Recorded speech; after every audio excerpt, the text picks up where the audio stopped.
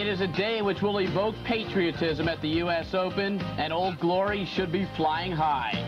Today's featured match involves the last two Americans to win Grand Slam events. Defending U.S. Open champion Pete Sampras, who is just 3 matches away from capturing back-to-back titles.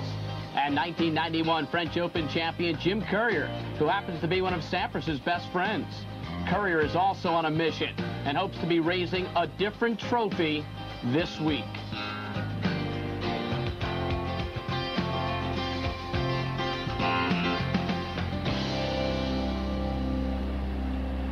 Welcome live to Flushing Meadows as this fortnight builds to a climax. Today we offer singles and doubles, men and women, the quarters, the semis, the finals. It's day 11 of the U.S. Open. The weatherman is cooperating at Flushing Meadows. Morning showers have stopped. The sun is flirting with the clouds above, and we expect partly sunny skies for most of the day with temperatures in the 70s. Hello again, everyone. I'm Bruce Beck, along with Diana Nyad. Welcome to the U.S. Open on USA. Well, this morning, Diana, it looked like a washout, but Gerard Trombino and his grounds crew have done a marvelous job. The rain has stopped, and we look like we're in for a very good day of tennis. Yeah, we've gotten lucky, haven't we? You know, it's always a precarious time of year weather-wise in New York. Usually, the Open suffers a few spells of rain. So I figure if the Stich-Lendl match is the only match that's going to get rain delayed through the whole course of the Open, it will be fortunate. On the other hand, it's a quarterfinal match. It's an awfully big one, and it's kind of a shame that they're having to play it piecemeal the way they are. Well, our featured match today is Jim Courier, number 4, against Pete Sampras, number 6. It should be an exciting match, and it is the first one today on Stadium Court. 2 Americans, Courier age 21, Sampras age 20. 2 players whose maturity belies their age. Absolutely, and mathematically, Pete Sampras is on his way to matching his 100 aces, which he totaled over the course of last year's Open when he won. So this match basically is going to revolve around Sampras' serve. Also today, mixed doubles final, unseeded Manon Bollegraf and Tom Nyssen against Arantxa Sanchez Vicario and her brother Emilio Sanchez, who look to become the first brother-sister combination to win a Grand Slam event since 1980. Tracy and John Austin did it then at Wimbledon. Now, Emilio has won the mixed doubles before with Martina Navratilova here in 1987, and Arantxa, well, both brother and sister played wonderfully in the singles, but Arantxa yesterday against Navratilova was magnificent, and they would love to go home to Spain with an Open title. And also today, Michael Stich and Yvonne Lendl, continuation of last night's match, which was twice suspended by rain. We'll pick it up today with Stich up a break and serving 40-15 in the 3rd set. Yeah, this does not favor Lendl. He's not only behind a break in the 3rd, but stamina is Lendl's greatest asset, and that won't even count for much now. Also on today's menu, the women's doubles semis, Yana Novotná and Larissa Savchenko, the number 1 seeds, against Mary Jo Fernandez and Zina Garrison, and Layla Meshki, Mercedes Paz against Pam Shriver, Natalia Zvereva. The women's doubles final on USA Network live Sunday at 1 p.m. Eastern Time. But once again, let's focus our attention on Courier against Sampras, and standing by to call the match for us are Bill McAtee and Leif Shiras. And you know, Bill, this could easily be a match in the finals because these are marquee names. Well, you're absolutely right, Bruce. We've been sitting up here for the last half hour or so talking about this. It's interesting to have 2 current Grand Slam title holders meeting in the quarterfinals. So let's talk now about Jim Courier, and he's got some ground strokes that I guess could best be described as nuclear powered. Well, he's got very incredible ground strokes from the back. What I like about him is that he's so aggressive. He can hit the ball so hard, yet he keeps the ball in play. He doesn't make a lot of unforced errors, and that's what makes him so dangerous. And you see that his rankings have climbed steadily up now to number 5, and now a look at those ground strokes. Well, these ground strokes are really what set up his game. He's learning to come in more, to use the midcourt and win from the net, because he is so strong from the back. And now Pete Sampras, of course, Courier's a guy who likes to grind it out, and Sampras is probably one of the most fluid players in the game. Well, you've got to love Pete Sampras' style of play. I think this is fast becoming one of the great American rivalries, Courier and Sampras. In the next few years, you're going to see these guys playing in the later rounds of all sorts of major events. Let's break down that serve now. Well, when you can have a serve like this on crucial points, you're going to be winning big matches, and this is just what he did last year. Big fluid motion, nice high toss. Always coming in with the first one on the big points, it seems. Very clutch server. So a great matchup coming up. Sampras and Courier. Let's send you back down to Bruce. Bruce? Thank you very much, Bill. You know, Reno to US Open describes the match this way. He says it's Courier the slugger against Sampras the artist. And you think Courier, you mentioned before he'd like to raise another trophy this year, but there's so many French Open champions. Michael Chang is one, Andres Gomez another, who are known as such clay court specialists almost. And I'm sure Courier would like to prove himself a great player on all surfaces, take home this title right here. We'll take a short break. We'll look back at yesterday's action at the U.S. Open in just a moment.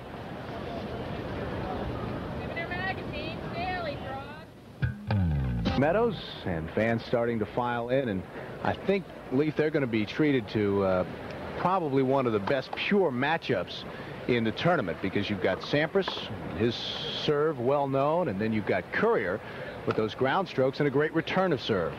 Well, I mean, on paper, this might be the best match of the tournament. These guys have played before. They know each other's games, so they're familiar with what each guy does. So it'll be interesting to see how they overcome that. Jim Courier won the French Open this year. Last year at the U.S. Open, he was upset in the second round by Gary Muller. He was the 14th seed, and of course, the story a year ago, Pete Sampras, absolutely amazing. This is his 4th U.S. Open appearance. He's now 20 years old and the defending champion. And interestingly enough, these two are very close friends away from tennis. They play golf together, and they genuinely like each other. It's a good look at Pete Sampras, only 20 years old, out of Washington, D.C., now living down in Bradenton. 6 feet tall, but he serves like he's 6'5".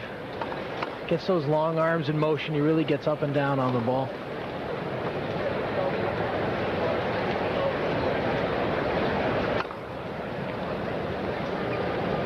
They have been warming up now for about 2 minutes. Out of Dade City, Florida, Jim Courier, now 21 years old. One of the hardest workers on the tour. I remember out in Palm Springs when he broke through and won that tournament. After the semifinal, I saw him running at 8 o'clock at night. So he is ready to play. He's worked very hard this year, putting his game together. And physically, he's as strong as anyone on the tour. They've met 3 times, and all 3 on the hard courts. Twice this year. And Sampras has won all 3, and in fact, Sampras has yet to lose a set to Courier. Well, I think Sampras has the edge when they do play because he wins more effectively from the net. Courier still working on using the net as a place to win. He's so comfortable and so effective from the back that it's hard to get him to change. When you're winning so effectively, you like to do what you do best, but I think to beat a guy like Pete Sampras, Jim Courier has to win more from the net. And these guys are both really peaking at this moment. You can say that Courier obviously was doing well at the French, but that's a different surface and a different game. And we've seen him over the last 10 days coming to the net much more frequently, which is something he'll have to do. Sultan Ganji, the man in the chair. Sampras serves to start the match. Serving notice at 117 miles an hour, 15 love.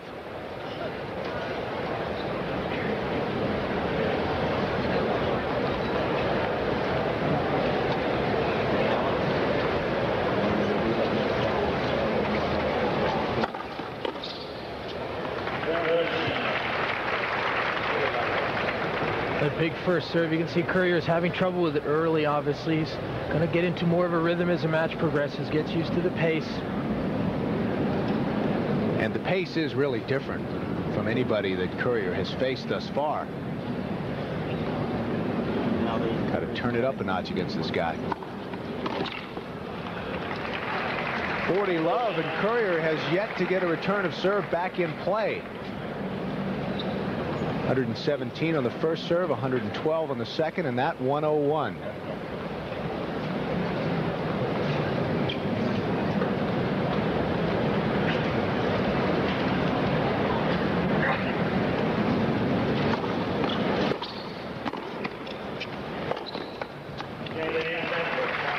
The Sampras with a love game to start the match, and we'll be back in a moment.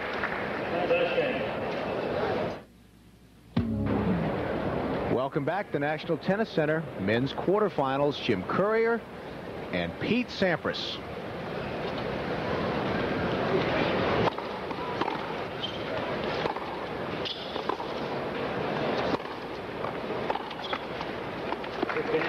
We mentioned that these two are close friends, and somebody asked Jim Courier earlier in the year what it's like playing against his buddy, and this is what he had to say. They, of course, won their first pro title playing doubles together. Championship at the Italian Open. But I think we're still pretty close. Changes a little bit when you're playing, you're both Grand Slam title holders and you're playing in the quarterfinals of an event like this. And 109 miles an hour from Courier. So Jim Courier can use a good day serving today. 3 points like that against Pete Sampras are going to take a little pressure off his ground stroke game.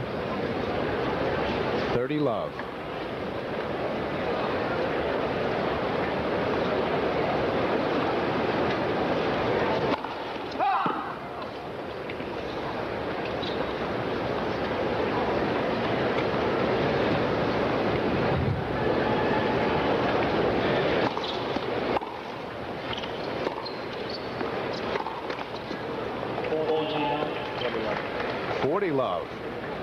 Jim Courier yet to lose a set, including the round of 16, where he simply overpowered the 14th seed Emilio Sanchez 4-4 and 3.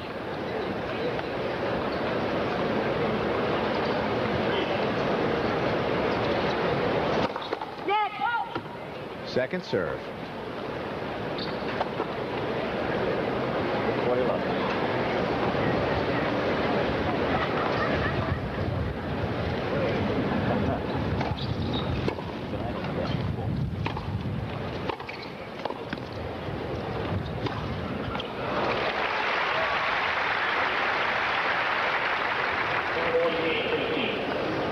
Pete Sampras breezed through the first 2 rounds, then he dropped a tiebreak to Stefan Semyon before winning in the 4th set, and then the round of 16 lost the first set to David Wheaton, and then cruising 2-2 and 4. 40-15.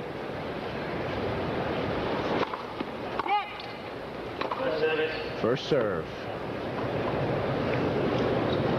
I watched a couple of Sampras's matches this week, and he has looked to be in terrific form. He's played very strongly, yet you look at Courier, and Courier has also come through very convincingly. So these guys are both in form right now.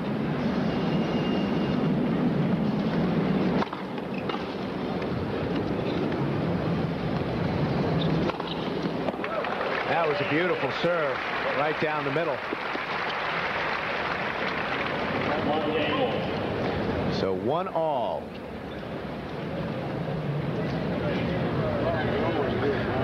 And the grounds outside still wet from the rain this morning, and people still coming in. They're going to get a bonus today. Continuation of the match. Michael Stieck and Yvonne Lindell. That was suspended last night. And of course tonight, don't forget, Jimmy Connors and Paul Harhus beginning at 7:30.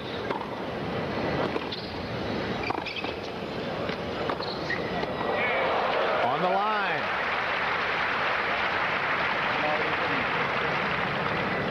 Well, this might be an early warning signal for Pete Sampras that you're not going to be able to attack Jim Courier's forehand.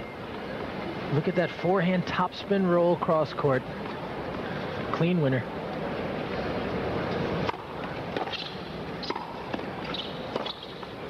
$15-all.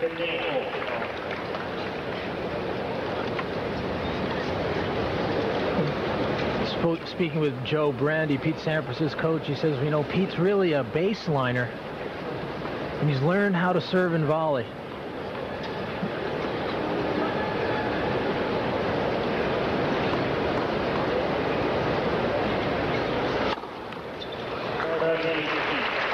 First ace. You know, Pete got on such a roll. Final 3 matches of the U.S. Open last year. And he's such a quiet kid. And all of a sudden, he was the focus of literally tens of thousands of people. And it was absolutely amazing to him. I heard a quote from him. He said, well, winning the U.S. Open, life gets, well, it just gets out of control. And I don't think Pete likes being out of control.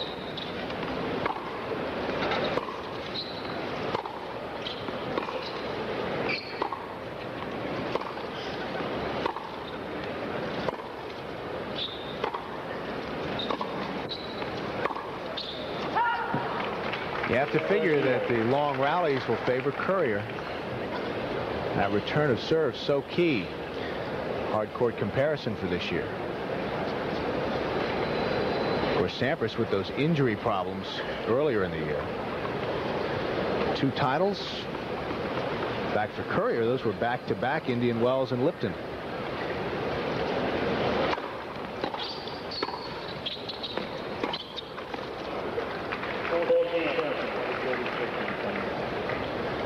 Sampras did have some problems with his shins and his wrist, and it meant missing a lot of time.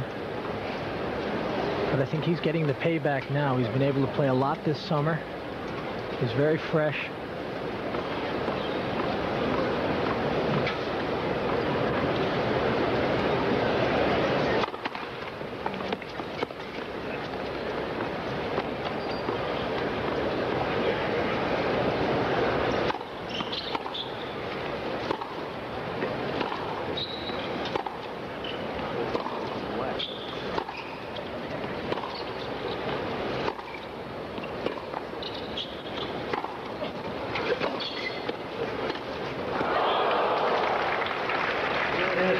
Deuce. Well, it's going to be interesting to see how the ground stroke points do develop. If Courier can keep the ball deep, he can keep Sampras off the net. But you can see Sampras likes those high balls in the middle of the court. He can drive the forehand and the backhand flat into the corners, and he likes to get into the net behind it. So it'll be interesting to see how those points develop.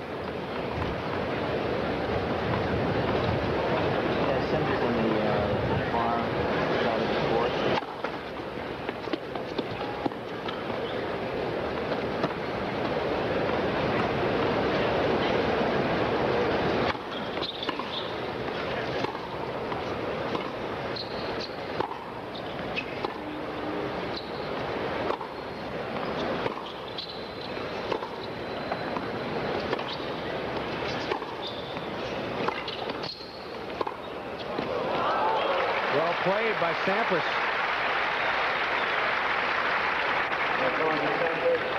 Well, this was not an easy shot for Sampras. He was caught in the midcourt coming in. Courier with this nice underspin. Look at how he reacts. Very creative shot maker. Lots of topspin. Makes the ball dip down into the court, just catching the inside of the line.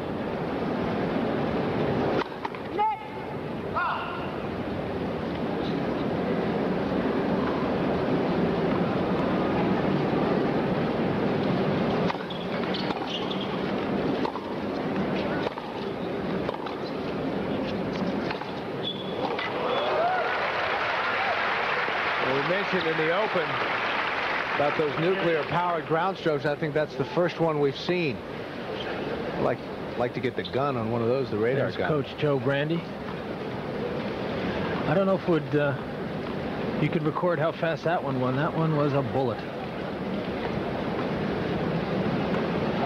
Of course, when Sampras did leave his longtime coach, Dr. Pete Fisher, it was Courier who pointed him in the direction of the Bollettieri Academy, where he was introduced to Joe Brandy. And since the 1990 Australian Open, Brandy and Sampras have been a team. Now a break opportunity for Courier. First big point of the match.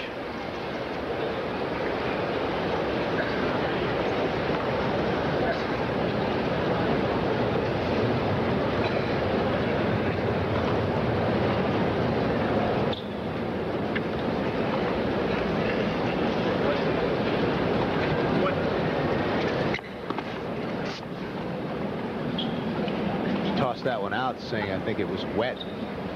Probably felt he couldn't serve an ace with that one. He wants to find one with an ace on it.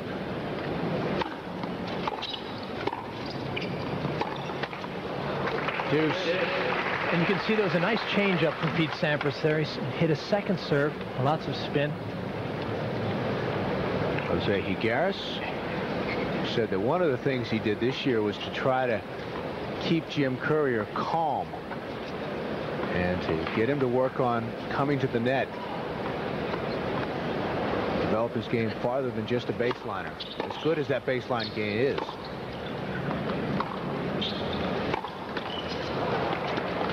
And now another break point for Courier. Let's see what Courier does here. Will he come in with the big one, or will he come in with the change of pace that he used last time? I think he'll come to the net on this one.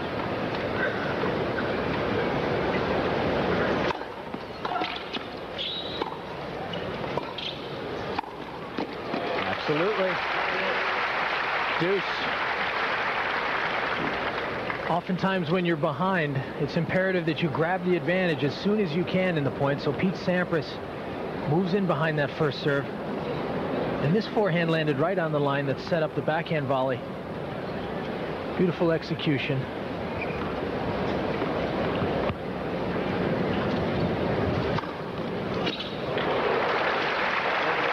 Second ace. 100 miles an hour.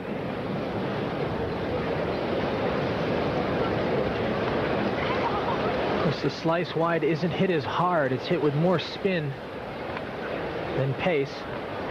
And you can see when it hits the court, it just cuts out outside the doubles line.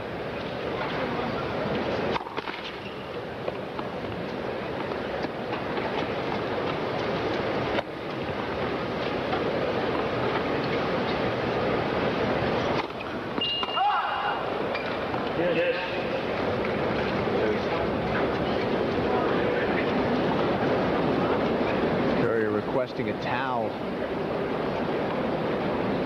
Deuce. First double fault, and that's something else to watch during this match.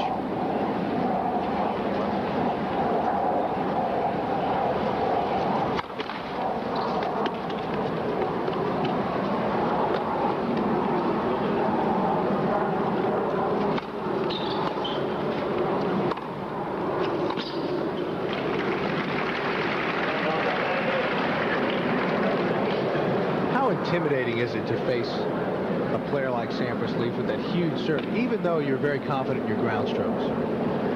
Well, the first problem is just getting the ball back into play. And really you want to just try and hack it back, get it back any way you can. Try not to give him these free points that he gets on his serve. I think you want to try and keep the ball down low as well. Remember last year in the quarterfinals against Lendl, he had 24 aces. Before winning 6-2 in the fifth. Lendl's got a pretty good return of serve.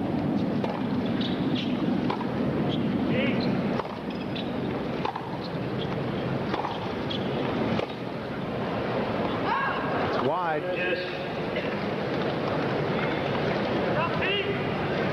Again, Courier very steady in the last few games. Pete Sampras a little ragged yet. He's made some loose errors, hit some good shots, not quite in rhythm yet. Does it take longer to get the rhythm on the serve or the return of serve? I think on the return.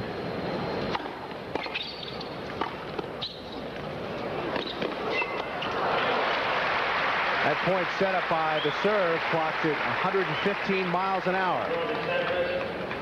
Well, the serve you create yourself. The return, you're having to judge someone else's shot. So there's much more of an adjustment for you.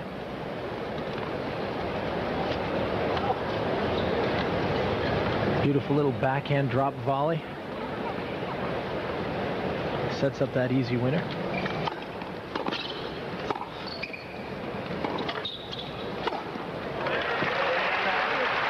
Sampras fights off 2 break points, and we remain on serve. You're watching the U.S. Open on USA. U.S. Open. We're on serve. Jim Courier trying to even things up. 2 games apiece in the first set.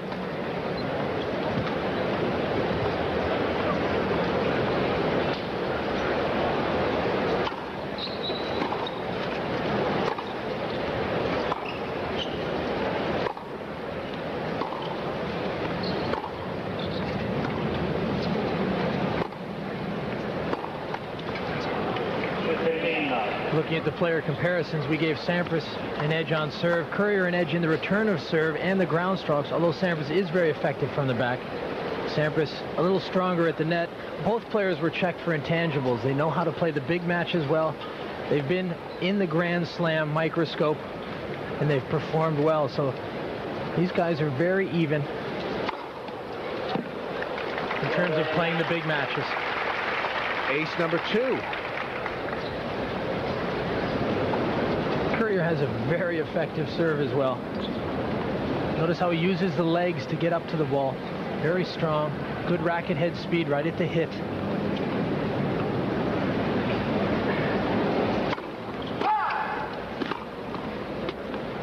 Not as fluid as Sampras on the serve, yet very effective in his own right.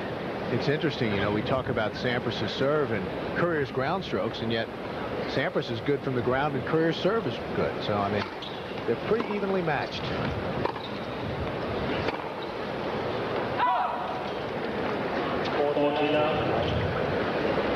40 love.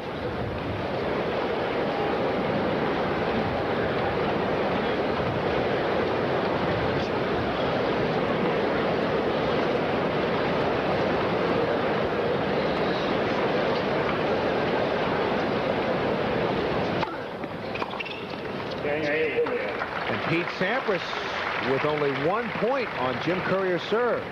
And now let's go down in the stands to Cindy Smirler. Cindy? Thanks, Jose Higueras.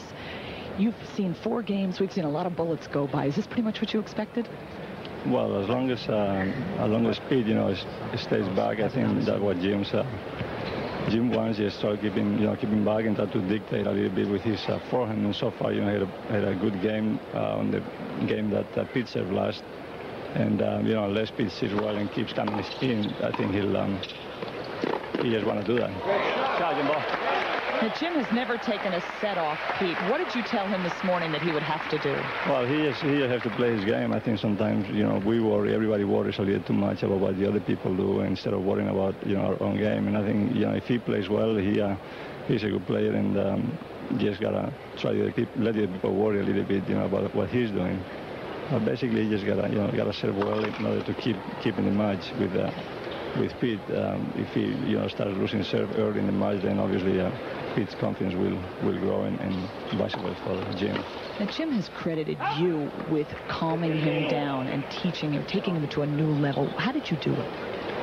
Well, yes, just calm him down. Just telling, you know, how important it is just to be cool out there, and just that's the best way to get the best of your ability. You know, be calm, and just that's about everything you can do. You don't have a complete control of what's happening during the match, because you're playing other players that are good players too. So as long as you do your best, and winning or losing, I don't think is the matter, as long as you're satisfied with yourself and you know that you're giving your best effort. Thanks, Jose. Back up to the booth. All right, Cindy, thank you very much. 15:30. Jose's a pretty calm guy himself. He's was he very rough, calm tennis coach. Was he rough on the clay? Boy, he was so relaxed, got every ball back. Never seemed to give you any freebies. Forehand winner, 30 all.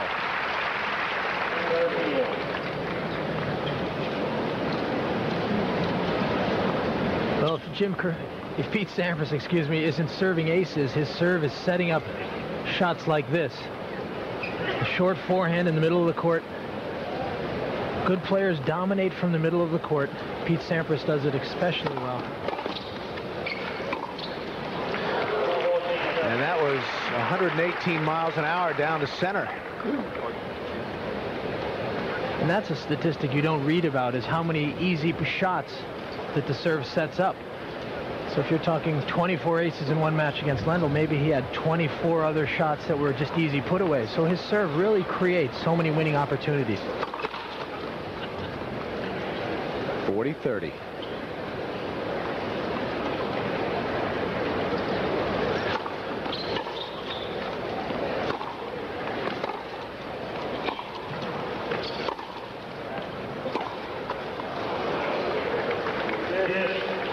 Deuce. Sampras a little frustrated with himself.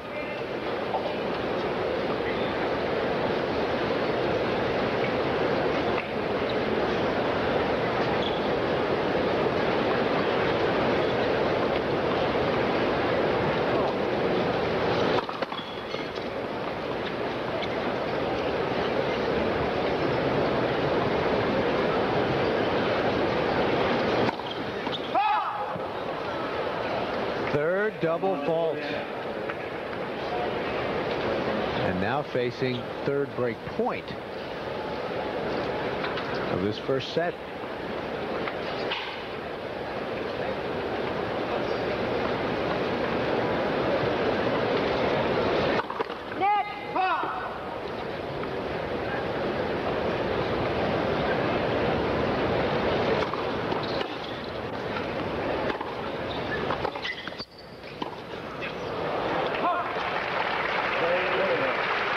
Jim Courier has a break, and he leads 3-2 in the first set. I heard, but I'll be back. I know. Count me out when you make a mistake. I know, Mr. Connors. My doc says ibuprofen for body pain. The medicine, a Nuprin. My trainer, too. Got a Nupit. Nupit. Nupit with Nuprin. Strong stuff. Just takes one. Even a young guy like you uses it. I Nupit. This party ain't over, kid. For back, joint, or muscle pain. Nupit. Nupit. With Nuprin. The body pain medicine.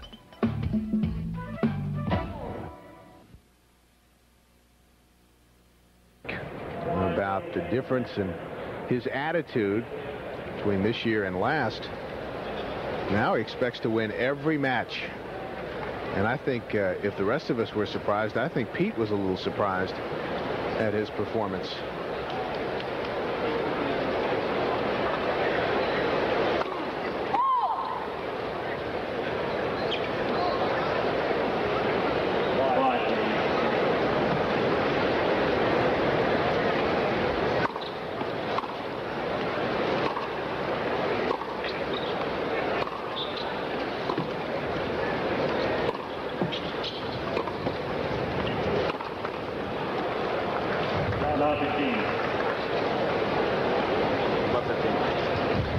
Pete Sampras already has 12 unforced errors in the first 5 games. And that was just his second point on Jim Courier's serve.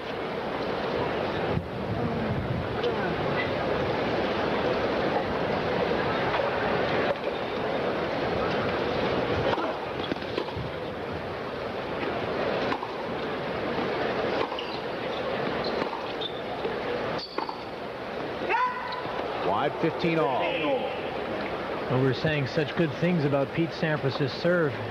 He double faulted twice last game. Very uncharacteristic.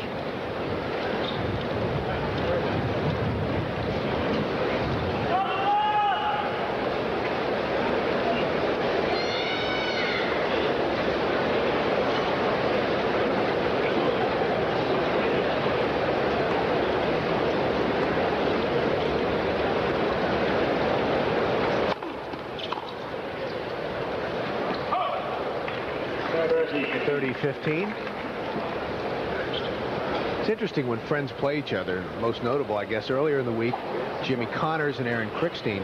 You've played friends, different matches. What goes through your mind? Is that a help or a hindrance? Well, oftentimes it can be a hindrance. Sampras with the extra pressure of having beaten Courier 3 times, so he feels that as well. The Courier is pushing that extra bit to break through. Maybe Sampras feels he should win, so he has that added pressure.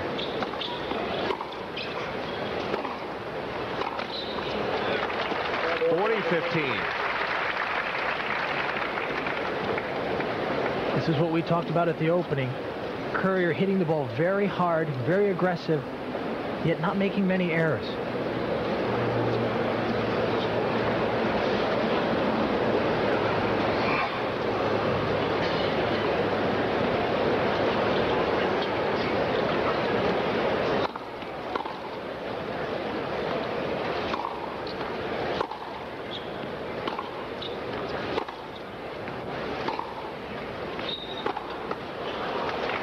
Gabe Courier. He leads now 4-2 in the first set, and the difference in the match thus far, service games from Courier. Because after the initial service game from Sampras, he has really settled down and dominated. The defending champion is struggling a bit.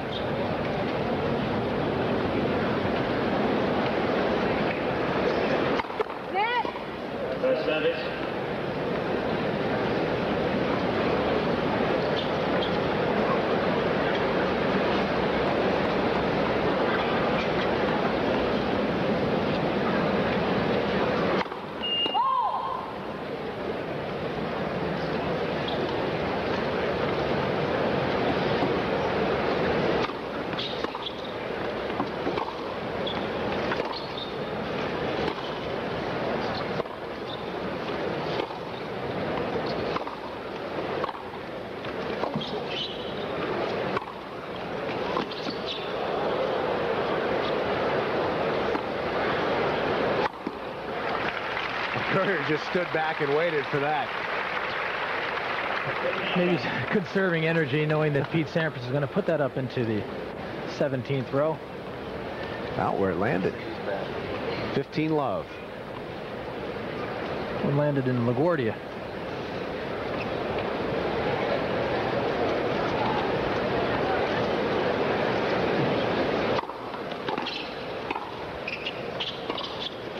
Oh. 15 all. One of Jim Courier's favorite shots. Likes to make the backhand dip low over the net. Watch him set up early and just whip over the top of the ball. It's important when you're hitting passing shots to try and get your feet prepared. You can see he gets in a good position, allows him to hit the shot he wants.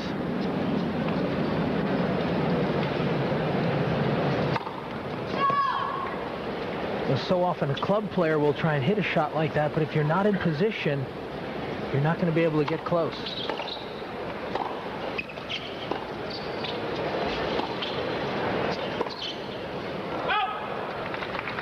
$30-15. I think that's something we can watch for today that maybe our viewers can learn from, is to notice how the players recognize their opportunities to really hit the ball hard, to really go for their shots. If they're not in position, they'll play the ball back deep. But when they recognize the opportunity to go for it, then they really drive it and go for their best shots.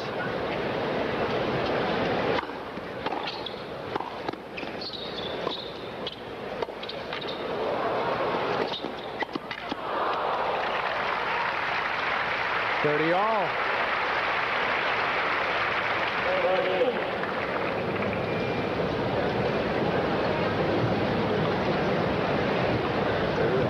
When your serve isn't going well, how do you try to work through that slump? Well, I think you have to take a little bit off the serve, spin it in and try and back it up well. The more serves you hit in the court, the more confident you become.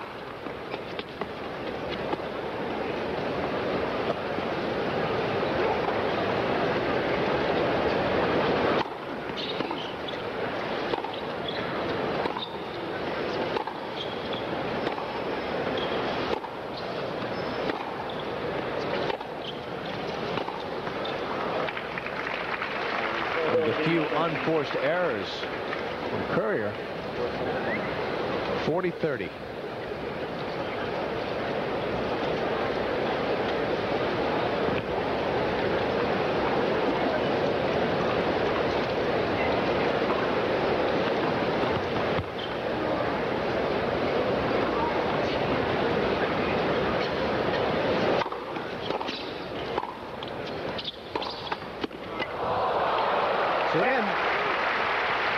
Well, the tennis gods at this moment are looking down favorably on Jim Courier.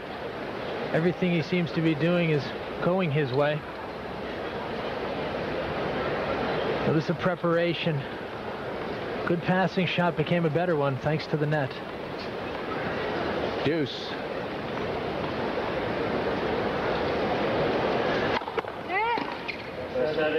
First serve.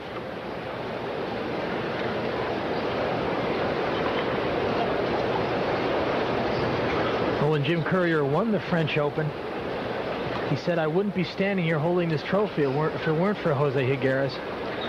Higueras really planted that seed of confidence in Jim Courier's head and really helped shape him as a player.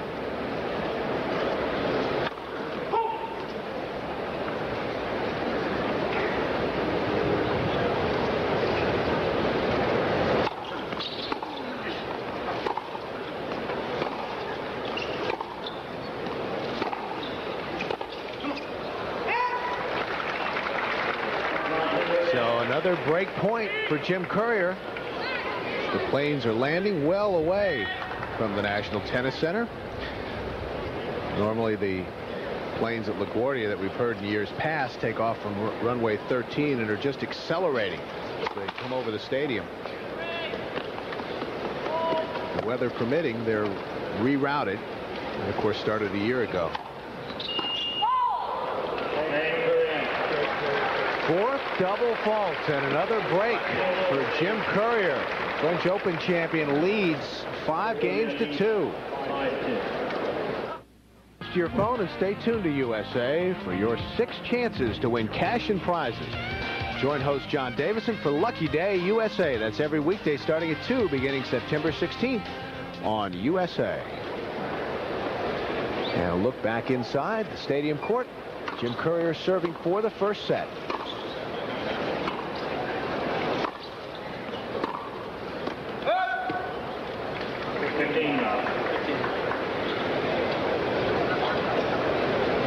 We were talking in the commercial break about these two, and they both seem to be peaking at the same time.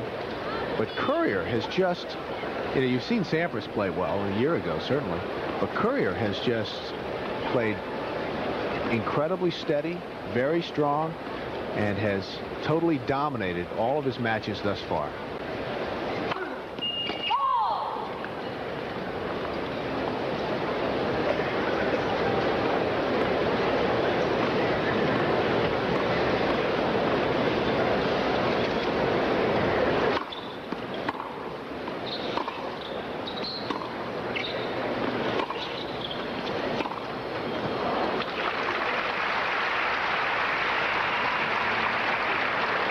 All on the winner by Sampras.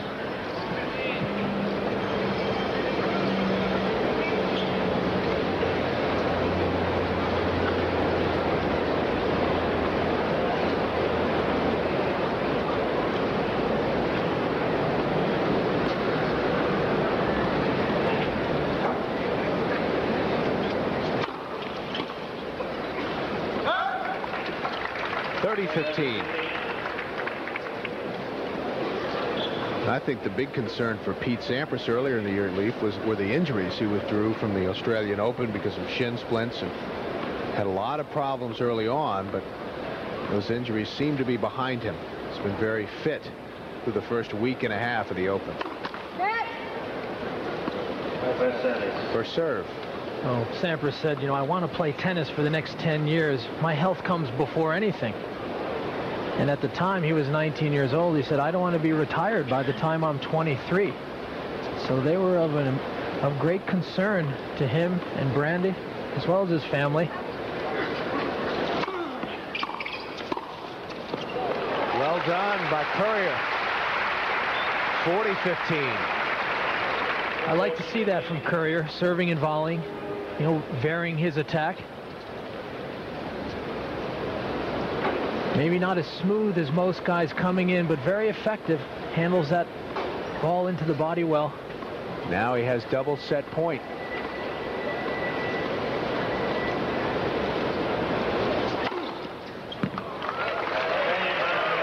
Ace number 3. And set 1 to Jim Courier, 6-2. 112 miles an hour. 200, 300 yards away from the National Tennis Center, the Unisphere, originally built for the '64 World's Fair, centerpiece of Corona Park. Nice return of serve. Not much going right for Sampras, not much going wrong for Jim Courier. Well, when you have a big serve coming at you, you want to shorten your swing. Jim Courier does just that. Creates a lot of angle, uses the pace of the serve. Down quickly, please.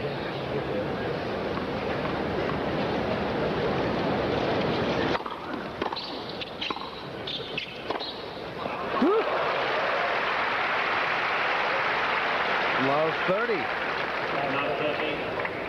Jim Courier with those 3 titles, Indian Wells, Lipton, and of course the French, beating Andre Agassi in the final, over $1 million in prize money.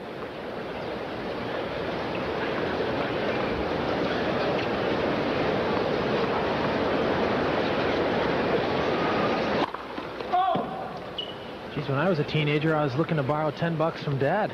You're still looking to borrow $10. You owe me 10, don't forget. Forehand winner from Sampras. 15-30. Well, Sampras is in trouble here. He's down a set.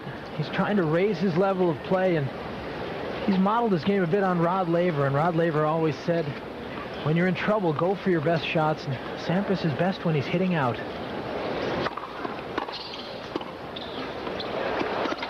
Great touch coming in by Sampras.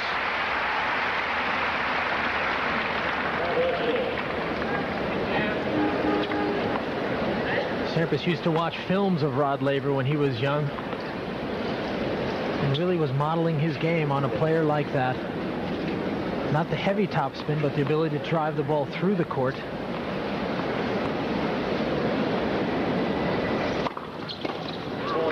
.116 miles an hour, 40-30.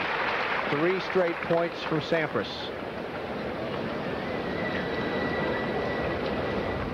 Look at the World Trade Center, Manhattan, about 15 miles away. We're at the U.S. Open, men's quarterfinals. Pete Sampras, the defending champion, and French Open champion Jim Courier.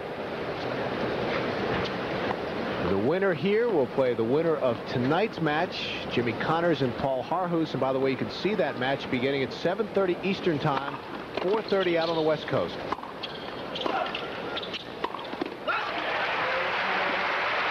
Four straight points from Sampras, and he holds to start set number 2.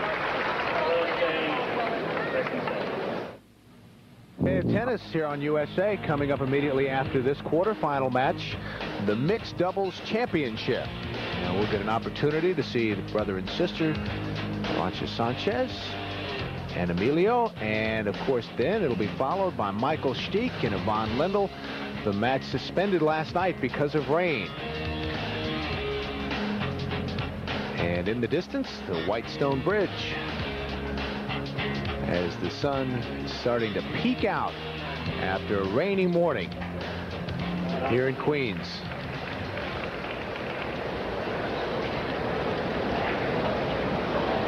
Love 15. Jim Courier serving after winning the first set 6-2.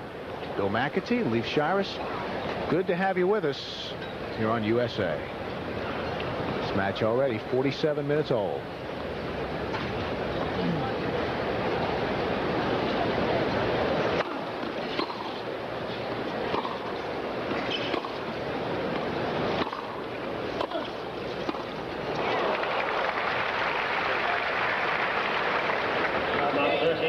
Courier trying to apply some pressure.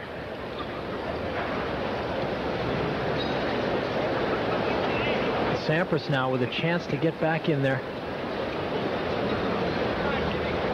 Love 30.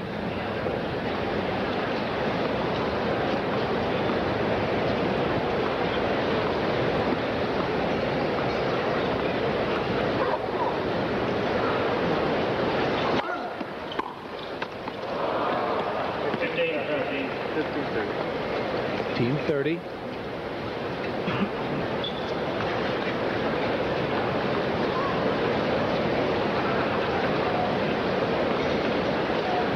Jose Higueras, Jim Courier's coach.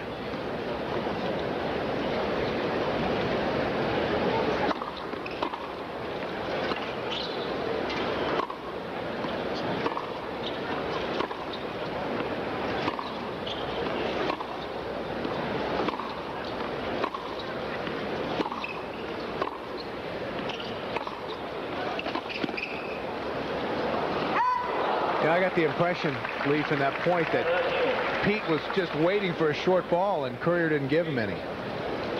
Well, Sampras has to keep the ball out of the middle of the court because that's where Courier likes to dominate the points from. He uses his forehand to control play. Sampras just has to do a little bit more with the ball. I think the term weapon is used too frequently to describe these players and their skills, except for Courier. I think you can safely say that forehand and his ground strokes in general are real weapons. They're deadly.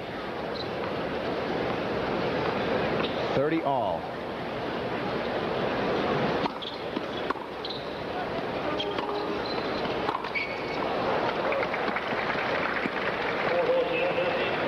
.30. And again, that ball in the middle of the court cost Sampras that point. He's got to do a little bit more with the return. This game, a mirror image of the previous game.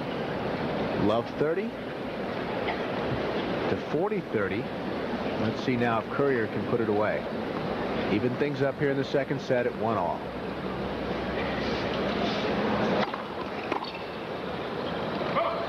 Okay. 107 miles an hour on the serve. So Courier winning the first set 6-2. We're even at 1-all now in the second. Let's take a look at the stats from the first set. Obviously, the unforced errors being a key there.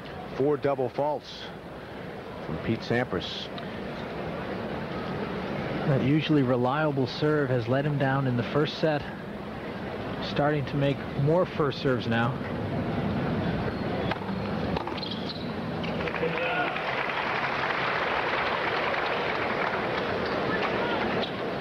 Courier losing only those 3 points on his serve.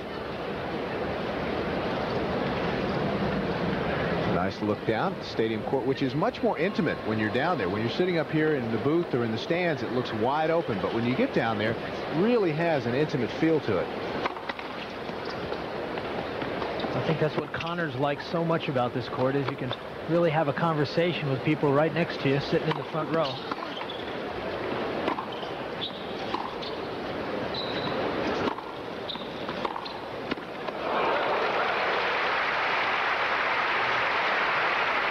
Jim Courier coming up with the answer.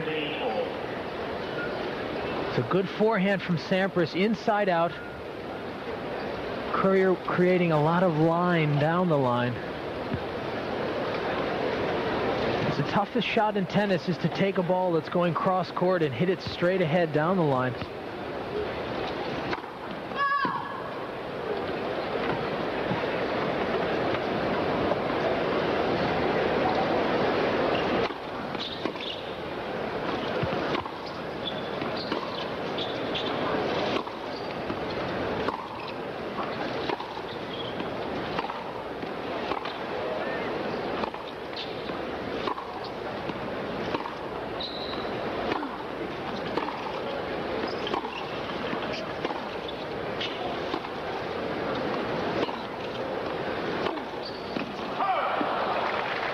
To the baseline, and I think Courier likes that. I think he believes he can win. He can beat anybody going back and forth from the baseline. I think Sampras knows that he has to come in. 15-30.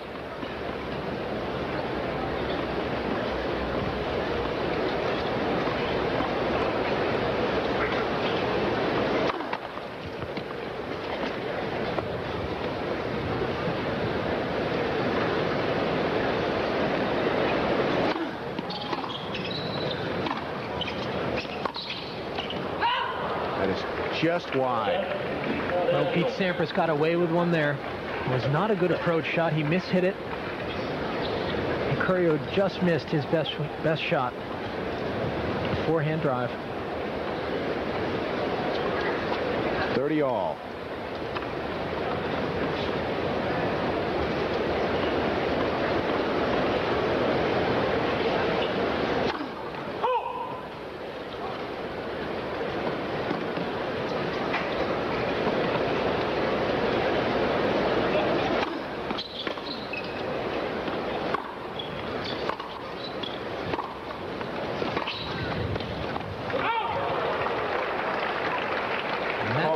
Missed by much. That call a little late and indicative of how close it was. No argument from Courier. So it's 40-30.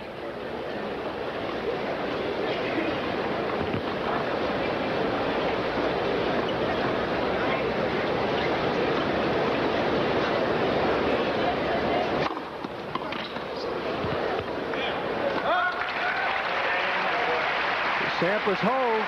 2-1, second set. USTA National Tennis Center, Flushing Meadows, New York. Men's quarterfinals. French Open champion Jim Courier and defending U.S. Open champion Pete Sampras.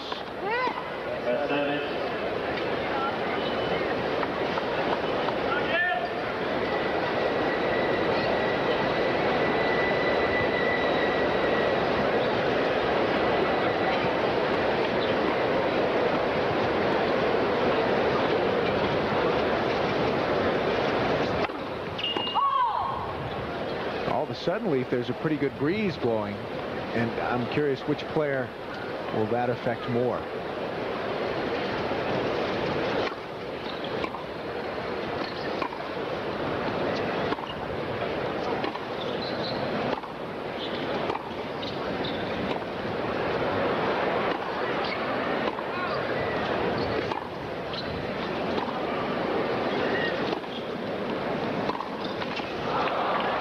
I think if anyone, it might affect Pete Sampras more because he has a very high service toss.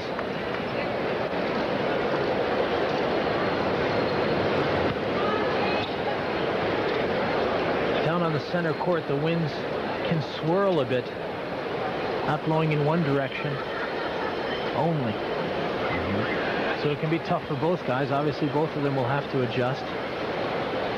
So the flags up above.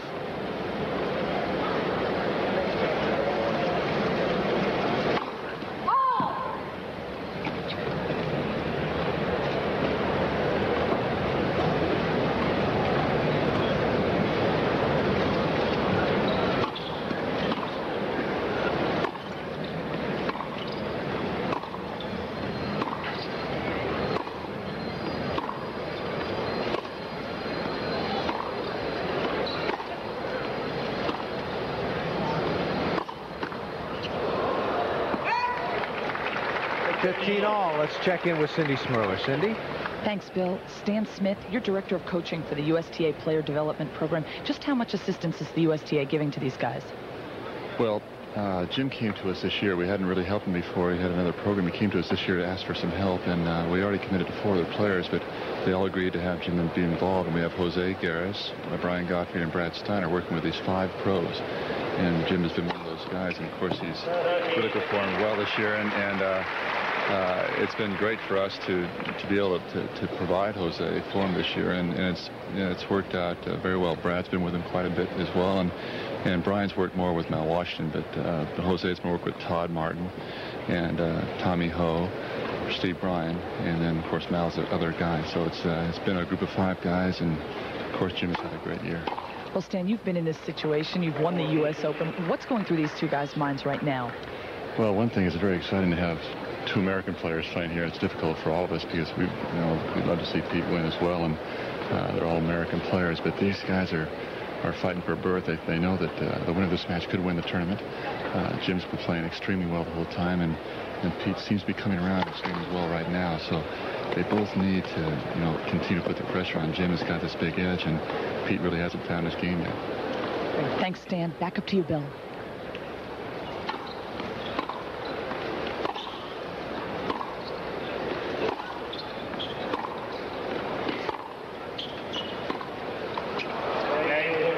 Stan mentioned Malavia Washington, who's another outstanding young player, and really put the pressure on Michael Stich earlier in the week. And he brought up another good point. The winner of this match could well win this tournament. Playing for an hour now.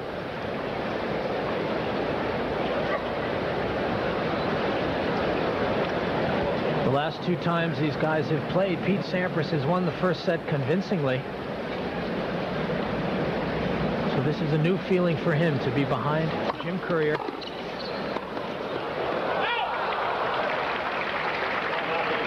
Love 15.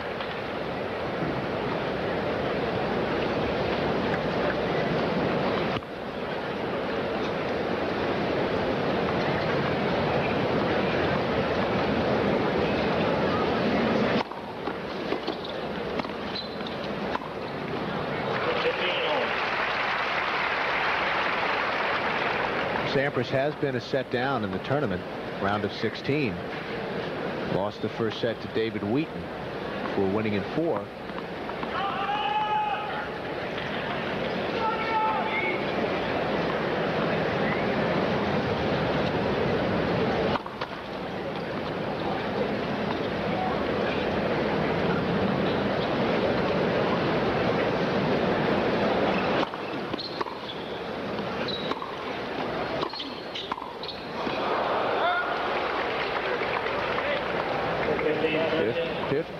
.30.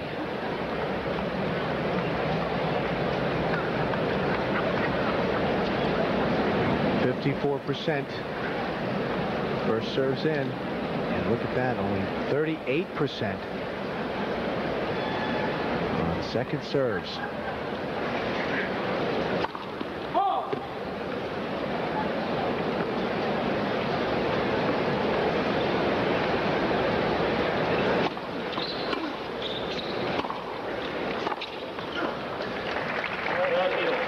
See a little frustration in Pete Sampras, shaking his head there, and not at his best right now. And as a champion, he knows he's got to play through this.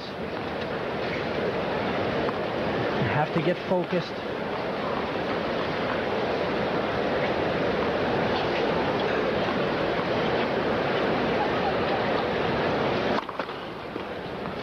See if Courier creeps in now on the second serve. He did on the last point. He did once again.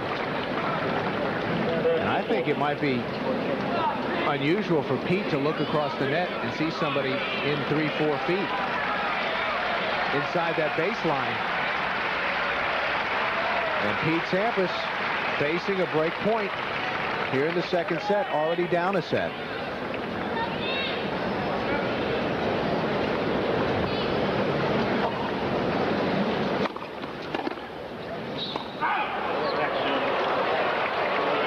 Called out, and it was very close.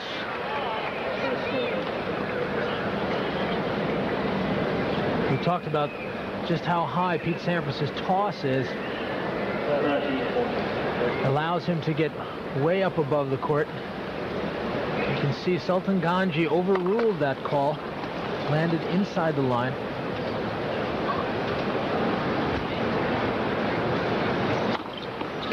Break point, actually. Now it's deuce.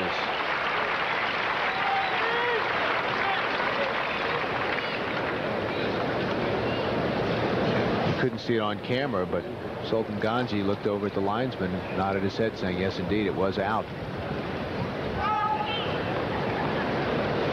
But we're at deuce.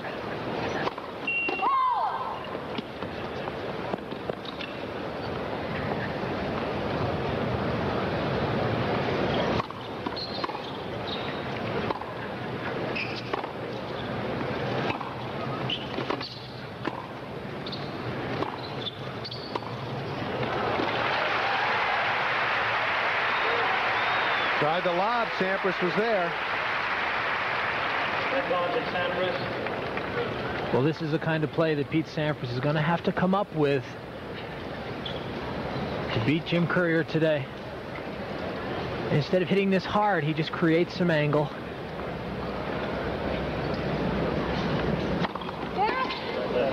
First serve.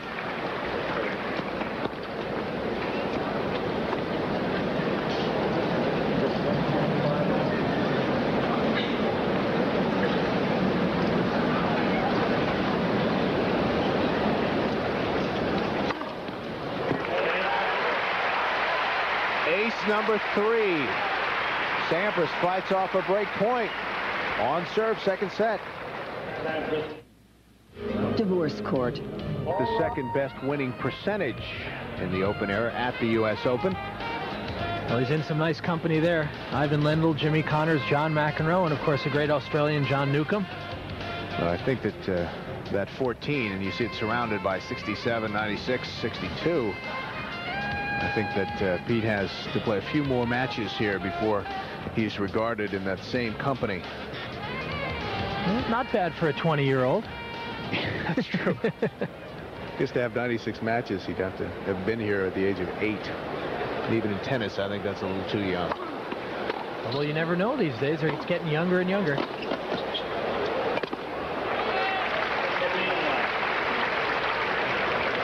Meanwhile, Jim Courier continues serving extremely well, and watch him come to the net here, Lee. Again, the forehand doing the damage. And when you get a short ball like this that's floating, you want to move to it quickly. Don't let the ball drop below the level of the net. Hit it when it's high.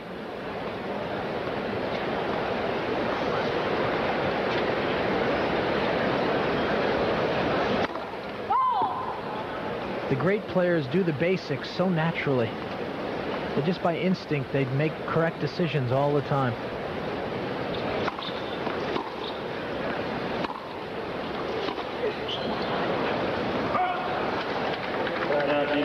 Dirty love.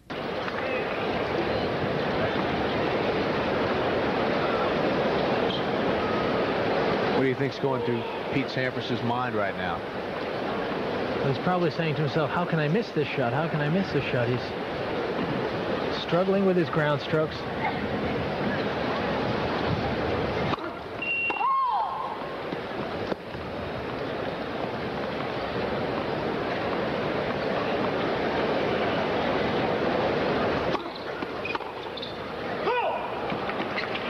Love.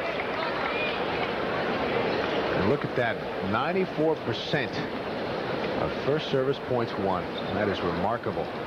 Lost only 6 points on his serve through almost a set and a half.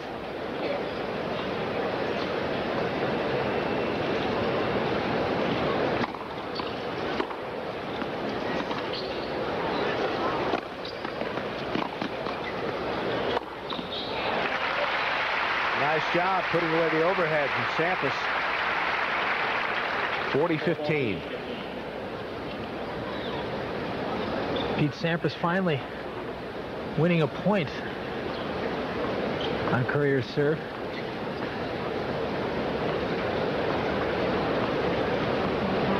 He just glides around the court, moves very easily.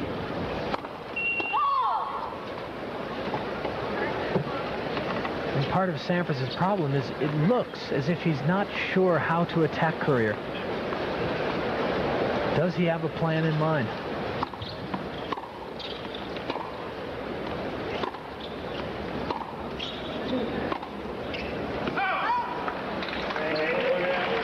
So 3-all. And remember, until today, Jim Courier had never even won a set against Pete Sampras in 3 previous meetings. Shea Stadium. Look at the proximity here to the National Tennis Center. Gradually filling up.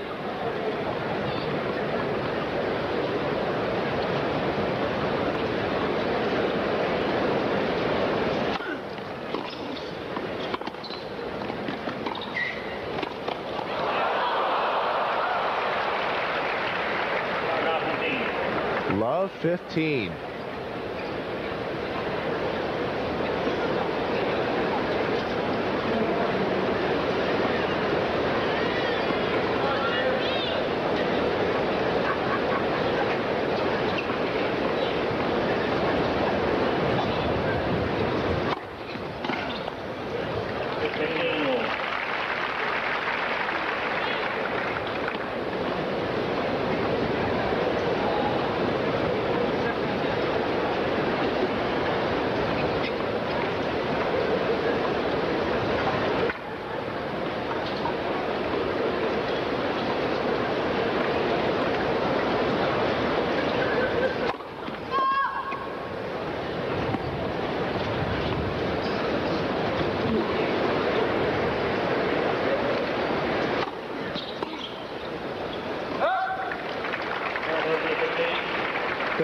And I think what you mentioned in the first set, perhaps Sampras should take a little bit off his serve and try to find that range, get back in the groove. I think he's doing that now. Last serve only 84 miles an hour, which is a school zone for Sampras.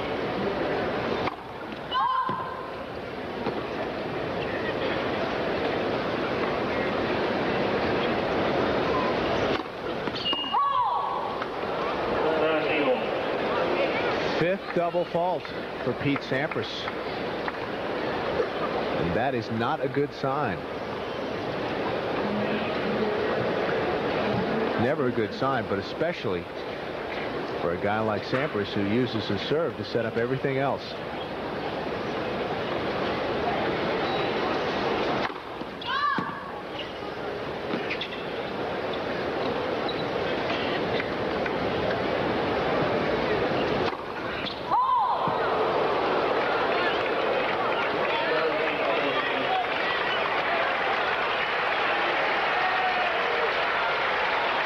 Crowd cheering to try to get Pete back on track.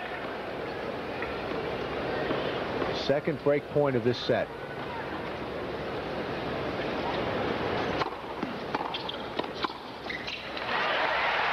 That was well played. Well, the wheels were starting to come off a little bit there for Pete Sampras. And what brings him back to ground is that first serve. When you get your first serve in, your whole game seems to fall into place. But when you're struggling, having to hit a lot of second serves, even double faults, your rhythm collapses.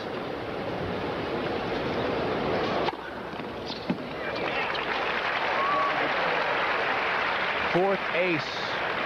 Courier lingers a bit. Plus, when you get your first serve in, you don't have to face the pressure of making a good second serve. And how many times has your pro said you just get that first serve in? But it is a cardinal rule in tennis. The game is easy when you get your first serve in. Or easier. Second serve.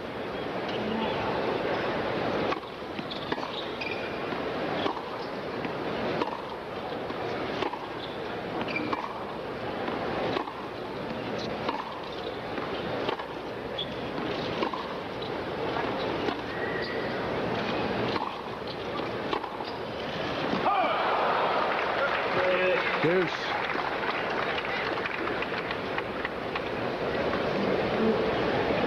This man has been solid as a rock. Heavy forehand ground stroke. You can see he's got a very exaggerated grip. We might be able to get a look at that later. He really has it turned over, and it allows him to get a lot of topspin. Extreme Western grip. Western grip on the forehand. Made popular by Bjorn Borg. Although Borg was not as exaggerated as Courier's is, at times Borg's forehand almost became an Eastern. And people mentioned during his comeback that his forehand grip looked more and more Eastern than ever before. You can see very pronounced Western there. His hand almost turned onto the other side of the grip.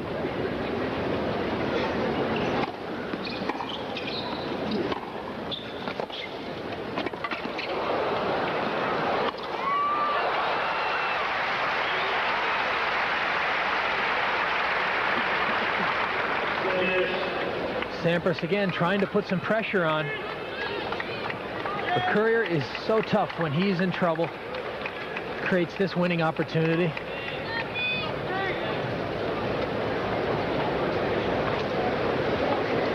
Great foot speed around the court. All the great players move well.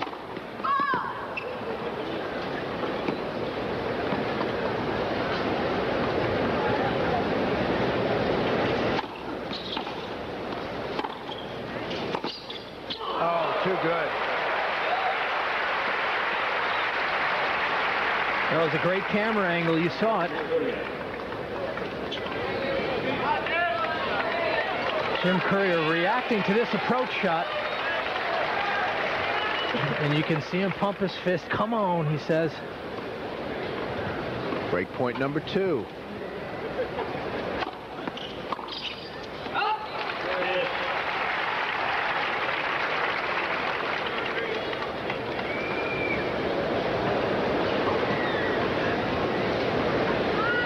Very important game, especially for Pete Sampras.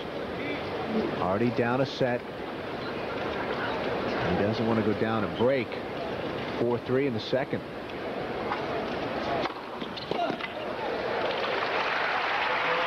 that was the best serve from Sampras since early in the match. 114 miles an hour.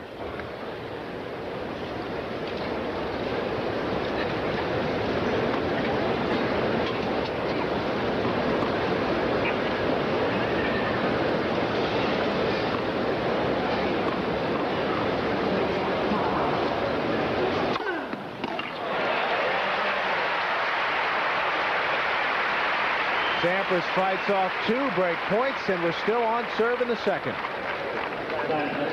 Look at Jim Courier's forehand grip, and you can see this knuckle here is on the bottom of the grip, so really it's all the way around. Here's the other look at it from behind. At the bottom of the grip, he likes to be really at the bottom of the racket. He gets a lot more torque that way.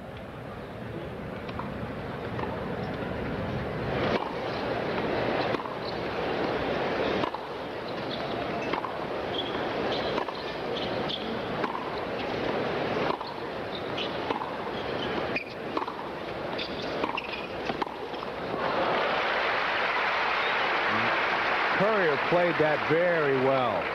15 love. 15 love.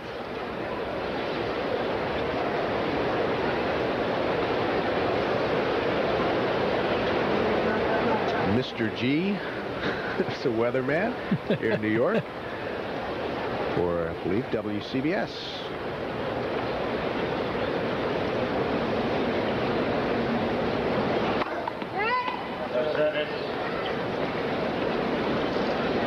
Well, it's Mr. C today. Courier seems to be in command here, and it's interesting about Courier doing so well on his serve, but he's getting a lot of first serves in, and they don't necessarily have to be big, strong aces.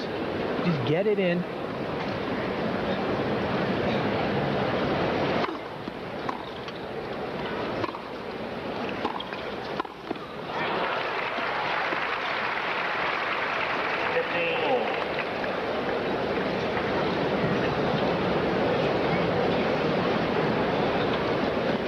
I think you rarely see a 5-setter where the player in control of the match at the beginning is able to sustain that without going through a slump. What does Courier have to do, and you can answer between the points, to keep from falling into that? And he's playing so well, and I would imagine it would be tough to keep it at this level. Sampras is too dangerous.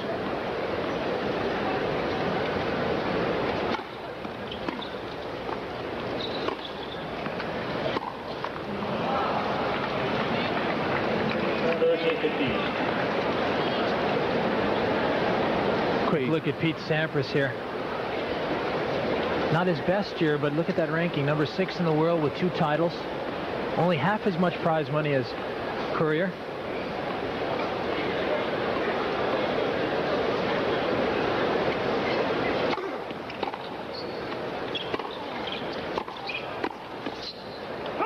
It's out.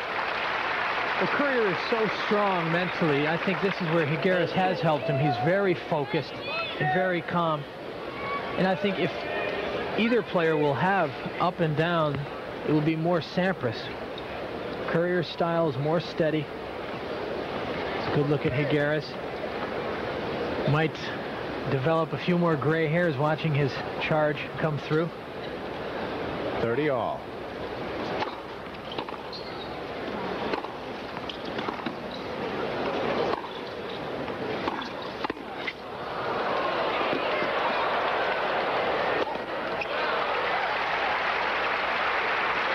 Decisively, 40-30. Well, it's interesting to see Sampras. He's keeping the ball very low, trying to force Courier to hit up on the ball.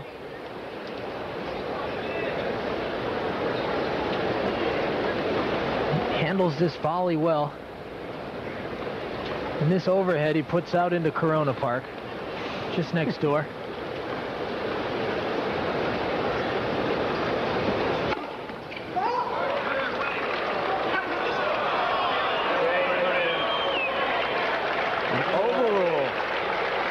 Sultan Ganji. And so ace number 5. 4 games old. Remember, the umpire only overrules on a clear error, so Ganji must have felt it was on the line or inside the line. Clearly good. Second overrule of the match.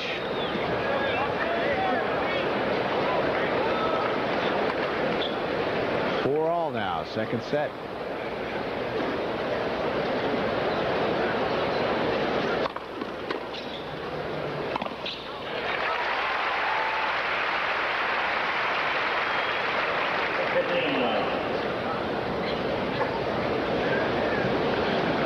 Sampras to the net 41 times. Courier only 15, but a good percentage at the net.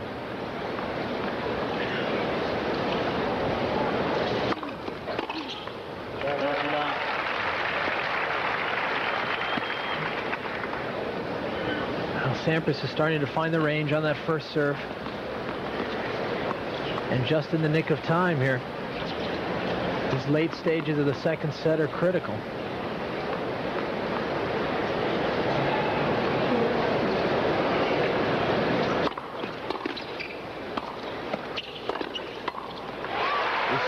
Point how valuable Sampras' serve is. 116 miles an hour, and Courier was in a defensive position from the beginning. Let's take another look.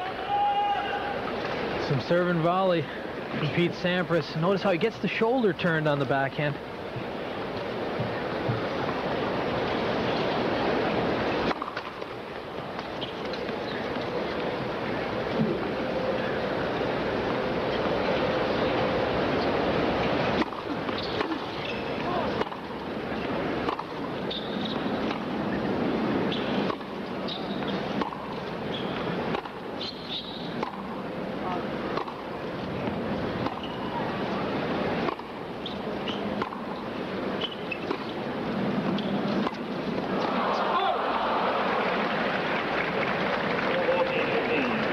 Again, those long rallies from the baseline, giving Jim Courier a big advantage.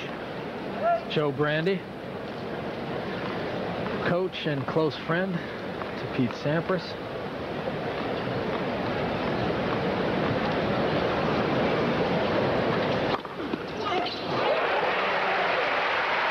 Out wide. Ace number 5. Tennis Center, Jim Courier, Pete Sampras, men's quarterfinal. Sampras winning the first set 6-2. We are on serve. Courier winning the first set 6-2. Courier, excuse me. Did I say Sampras? Yes. Sorry, they just brought me a cheeseburger. I was looking at it. Slightly distracted for a moment. We are on serve here in the second.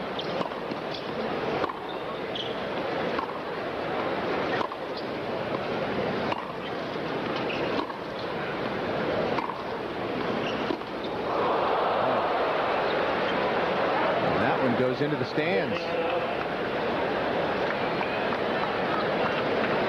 I think that ball took a bit of a skid on the line. The lines are painted on this DecoTurf surface. They can be a little slick sometimes when the ball hits it.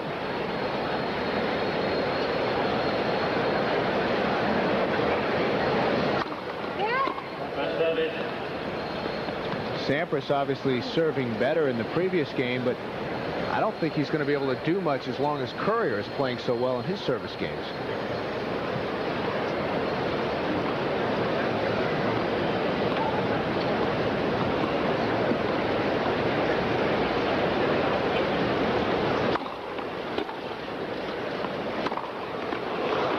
Wicked forehand. Saw that a lot the other night against Emilio Sanchez. Take another look. Big Western forehand. You can see him find his grip early. Whips through it.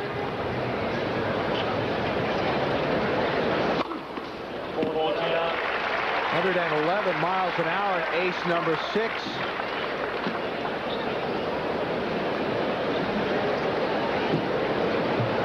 Love.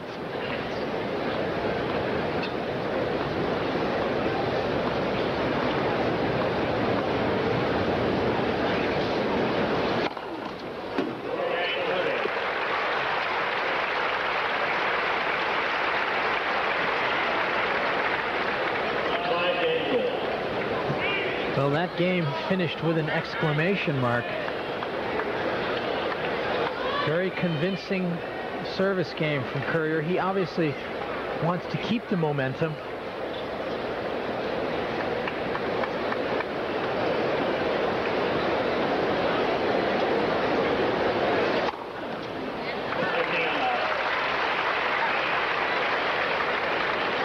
Sixth ace. All of a sudden, this has turned into a duel of serves. That only 93 miles an hour, but it went way wide. Courier never had a chance.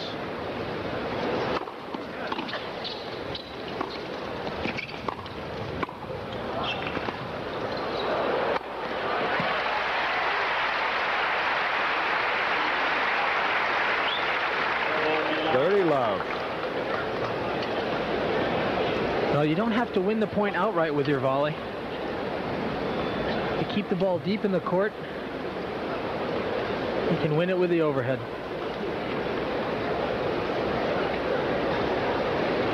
Can't believe he lost that one.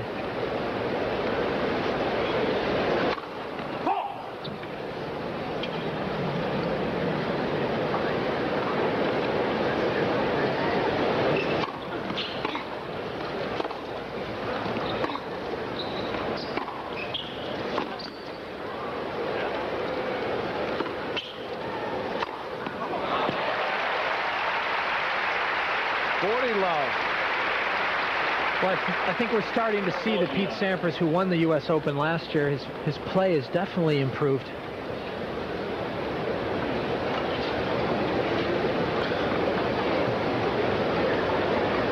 So, on a pace, 100 aces a year ago.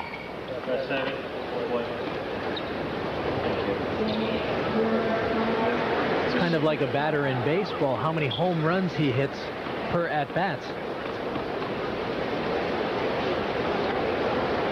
And we're told up to the minute 58. And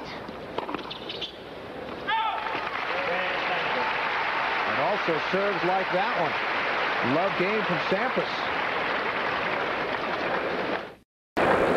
Try to send the second set to a tiebreak.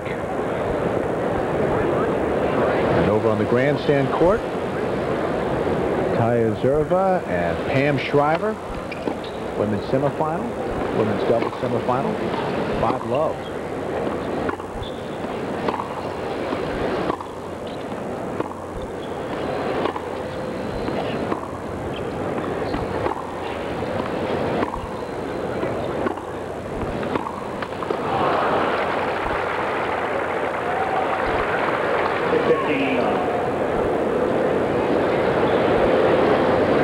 Jim Courier hasn't lost a set in this tournament. Has been dominant in all of his matches, including the first set of this one. So you can see in those baseline exchanges, Pete Sampras is well outside the baseline. He's very deep in the court, and he's not going to be able to hit those shots. He likes to drive into the corners. Courier very effective in keeping Sampras away from the middle of the court so far.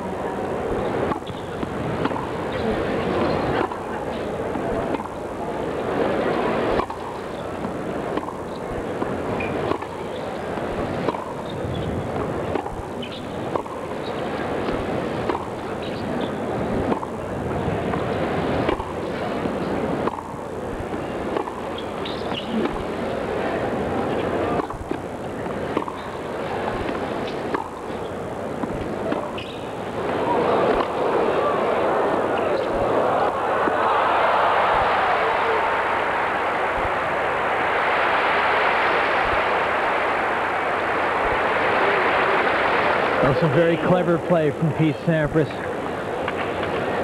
Not really a drop shot, just throw in something short. Force Courier to win from the net. Courier doing his best imitation of a basketball player here. Pretty good vertical. Close to 360. 15 all.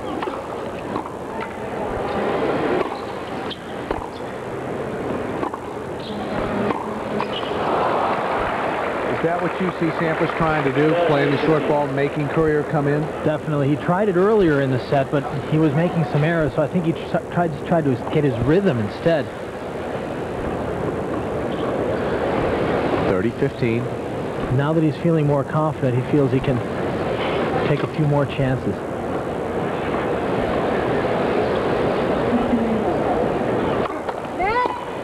Service.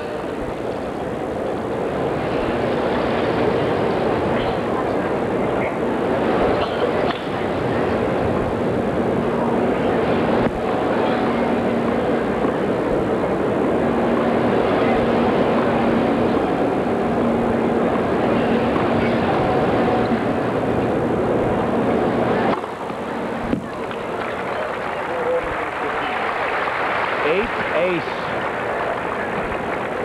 That was 108 miles an hour.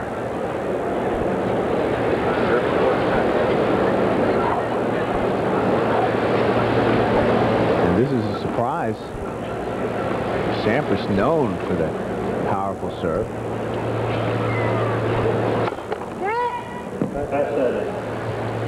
First serve. The other thing is Sampras has 6 double faults.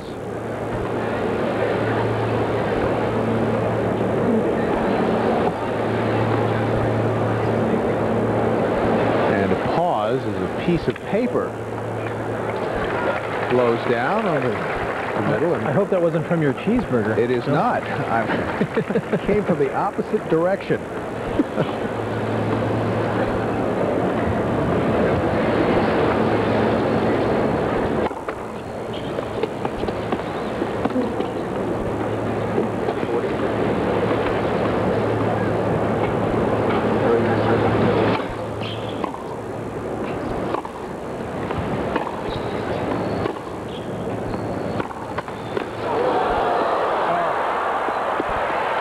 Courier almost got there. 40-30. Sampras lines it up, and this is a good feeling when it goes over, unless you're Jim Courier.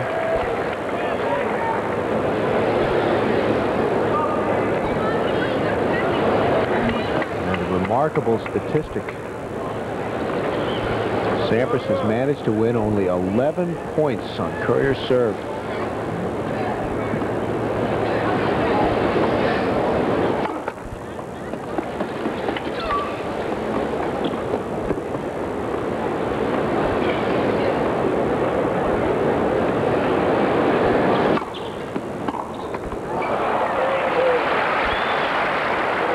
So we go to a tie break. What has thus far been a very frustrating match for Pete Sampras.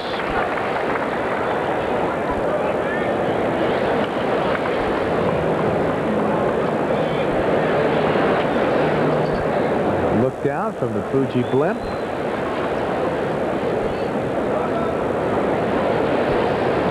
And it's turned into a very nice day here at the National Tennis Center. Big serve from Sampras. 7th ace. 115 on the gun. Tie-break record.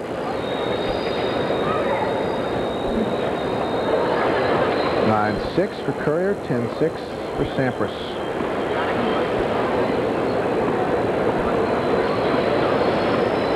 Sampras with that tie-break against Stefan Simeon in the 3rd round here.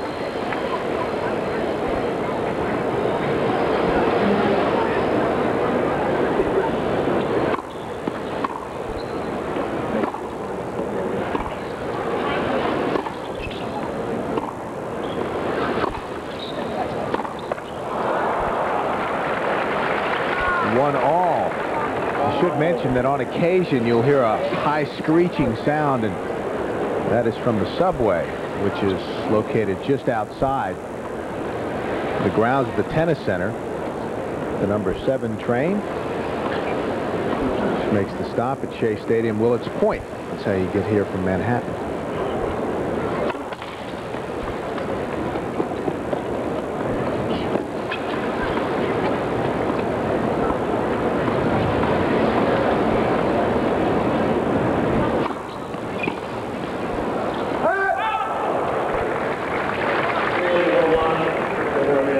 2-1, and you know Sampras is thinking that he doesn't want this to get away from him. So you can see Sampras is trying things. He's trying to hit some shots, trying to create some situations. I think he knows, and as I feel, that whoever wins this tiebreaker will win the match. This is how important it is.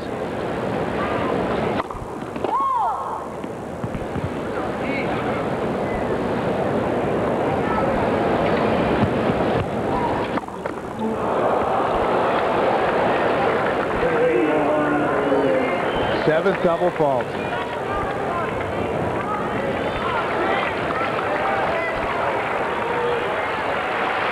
Sampras down now 3-1.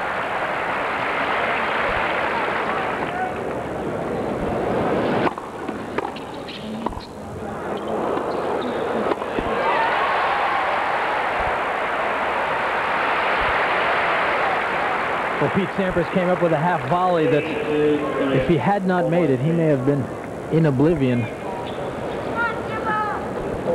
And I mean, that was barely over the net.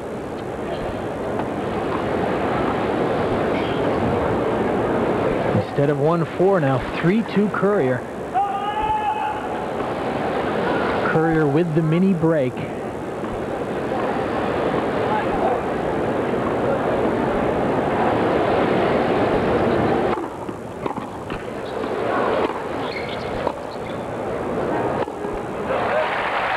Well, that was set up by the serve, clocked at 111 miles an hour.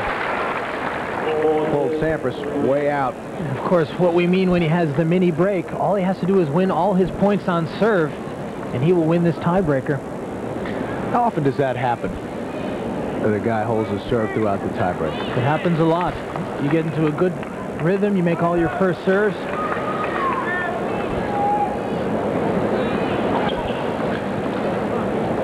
See the flags blowing. Good breeze. But the rain is gone. It's supposed to be nice this afternoon.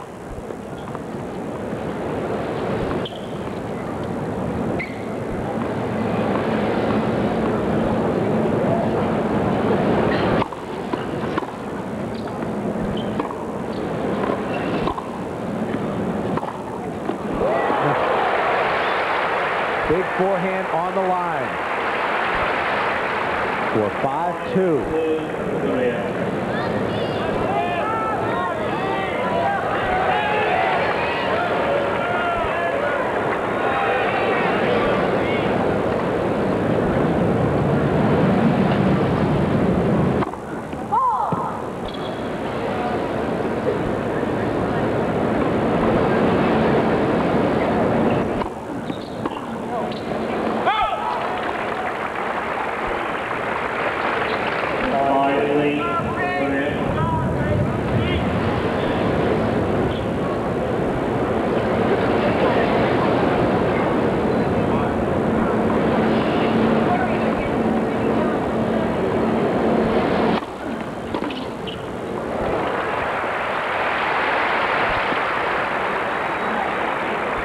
Those were two important serves.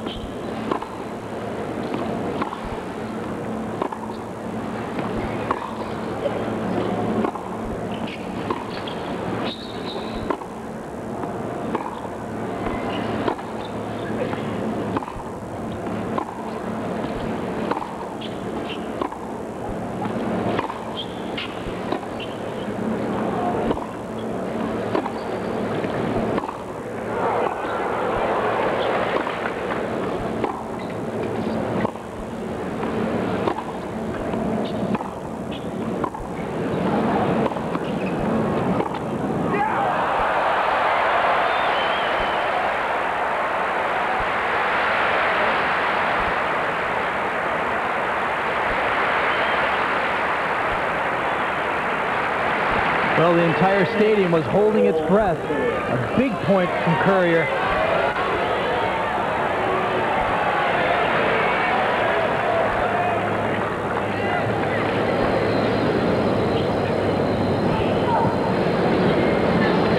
Double set point.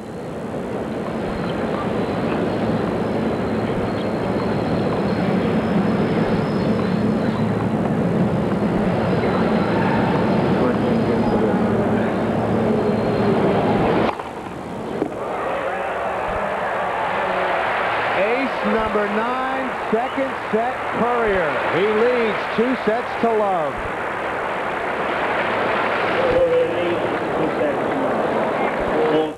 And what a finish to that second set tiebreaker. Tim Courier.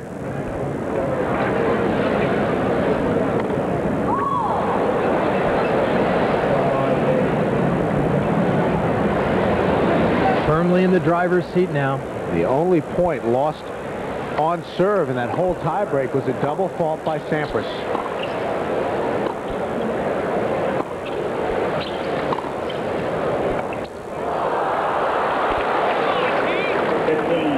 Come on, Pete. Sampras talking to himself. Trying to get himself fired up. Defending champion.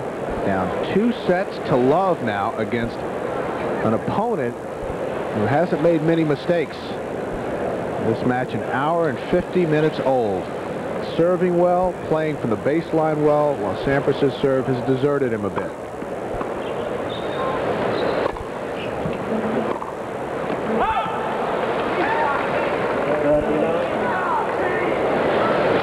Well, Pete Sampras has not been at his best. He's had patches of greatness, but he hasn't been as consistent as his opponent. Courier has played at a very high level throughout the entire match.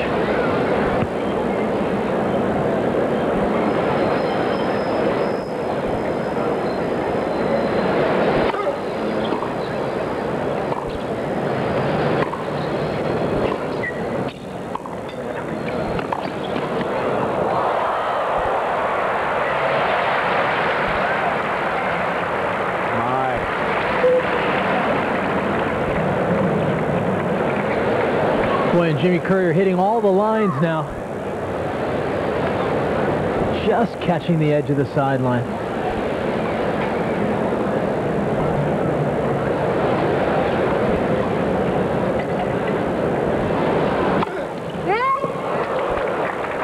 That was a net call. Net call. First serve.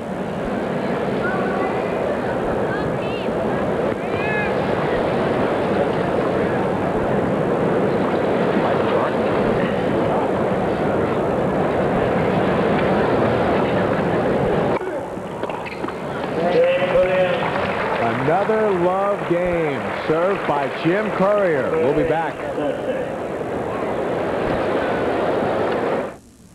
Hand grip. You can see his knuckle is up along the top bevel here. Courier's is down here. So there's a big difference. His is closer to an Eastern or almost all the way around to a backhand grip. And we can see from another angle what it looks like from behind. He also likes to hold the racket down low.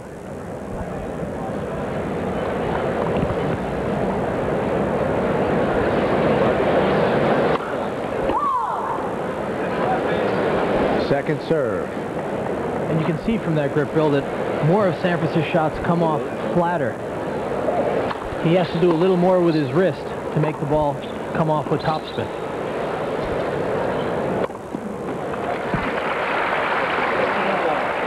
Love. Let's go down quickly to Michael Barkan with an update on the weather, right, Michael? Well, Bill, I used to be an old weatherman, but not. I couldn't carry this guy's weather baton right here. It's Irv Jakovsky, known as Mr. G here in New York City, and I want to know what the forecast is for the rest of the tournament. Oh, it looks real good. It's going to be nice for tonight. You got tickets for tonight, by the way? Not on me. I'll check later. It's going to be nice for the weekend, dry and cool and lovely. Nobody has a Brooklyn backhand, I noticed here. I come from Brooklyn. You know, you're supposed to hit it this way, and then the ball goes that way, and you look impressive as you do it. Yeah. No one has, not out here. You're going to see that. You're seeing the best out here. I want to know, who do you think is going to reign over this tournament? Will it be Jimmy Connors? Will it be Curry or Sampras? Let me hear your prognostication. The man is using weather terms. Who's going to reign? Phil Simms, that guy over there. I think he looks real impressive. I'm a Jimmy Connors fan. I mean, I watched this thing at night and I was glued, and it's like World Series Game 7 every time this guy comes out here, and I'm going to be rooting for him. No question about it. I'll make sure you watch us tonight on USA. What station is that? Let's get out of here. Back up to you, Bill. USA Network. Here is the current weather. Skies are clearing, very comfortable, 73 degrees, but there's a pretty decent breeze blowing. Still trying to figure out, Leif, what a weather baton is. Not quite sure. Mentioned the match tonight, beginning at 7:30 Eastern Time. Jimmy Connors and Paul Harhus.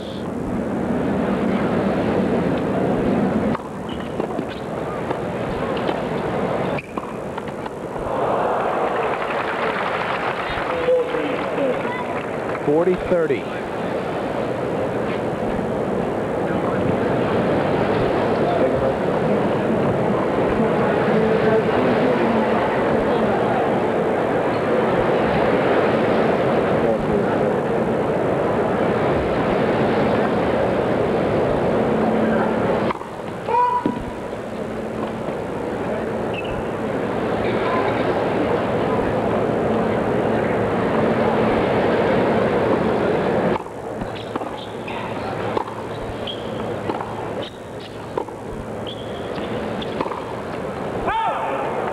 Just out.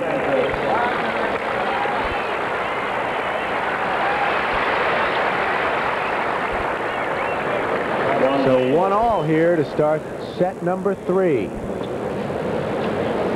As I mentioned a moment ago, Jimmy Connors, Paul Harhus. That's tonight on USA. And later today, here on the stadium court, the match suspended because of rain. Michael Stich, the Wimbledon champion, and Yvonne Lendl.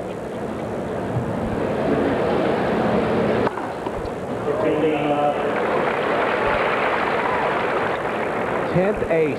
Well, every ace for Jim Courier is a bonus. No one came out here expecting him to outserve Pete Sampras, but he has done that today. See, his grip on his serve is more of a backhand grip. Allows him to get more spin.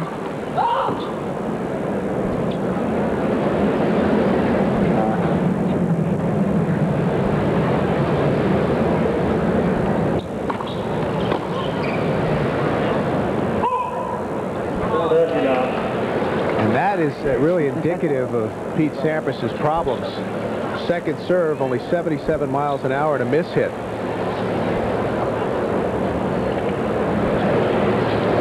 Love, which you were talking about earlier, how far down he goes on the grip.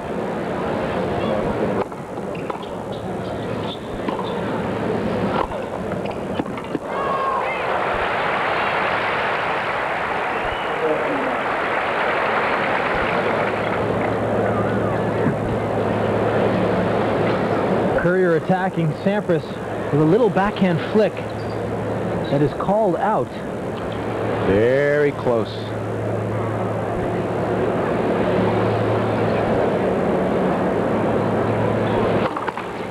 Barry McKay told me that the lines expand on replay. What does that tell you? Actually, I believe that's very accurate.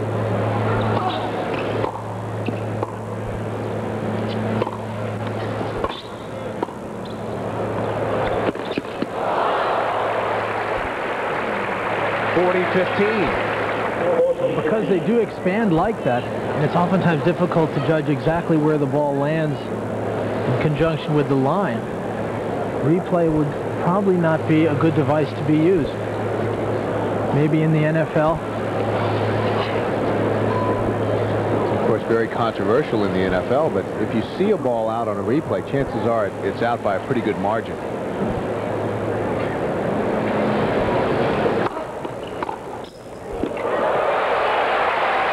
And Sampras fires back. 40-30. Well, we haven't seen a lot of this from Pete Sampras today. Maybe that was his wake-up call. Hopefully he hasn't overslept. Down 2 sets to love.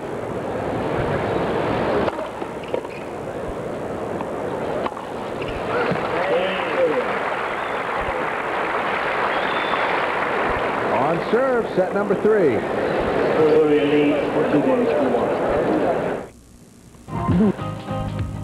USA's coverage of the 1991 United States Open Tennis Championships is brought to you by BMW, the ultimate driving machine. To arrange a thorough test drive, simply phone your nearest BMW dealer. By Ektar Film from Kodak. For advanced photographers, the genius is in the details. And by the people at Nike, who encourage you to just do it.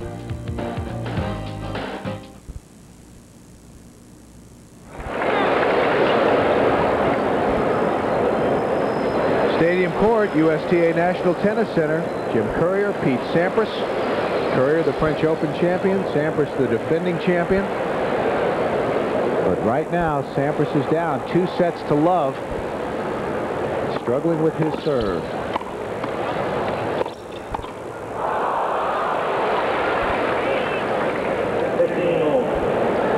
A little uninspired play there.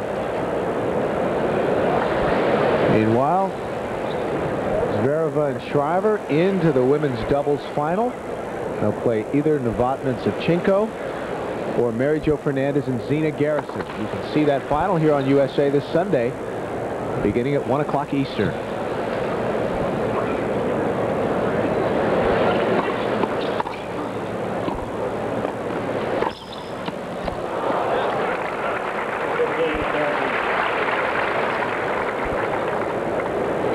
.15:30.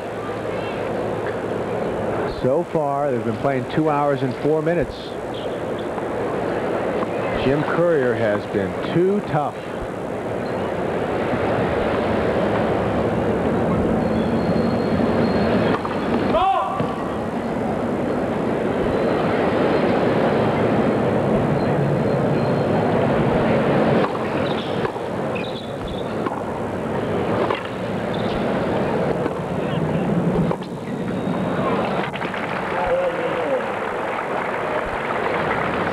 All.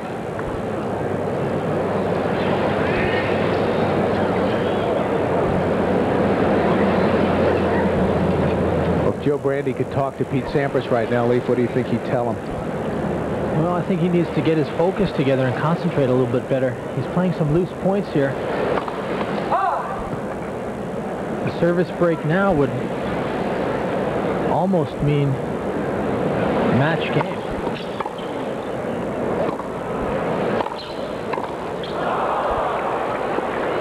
That's the second loose volley this game. There's Joe Brandy. Good look at Joe. And oftentimes as a player, it's tough to forget about the last 2 sets. You know, thinking about the chances you had, maybe didn't capitalize on. But Pete Sampras has to do that. He's not out of this match. He's making life very difficult for himself. That was a very big point for Sampras. Deuce.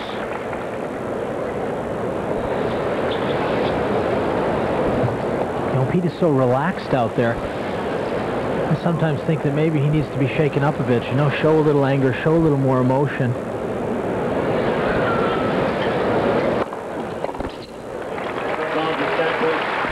.111 miles an hour. Although he doesn't show his intensity, I think inside he's burning. He wants to win this match. He's not giving up hope by any means.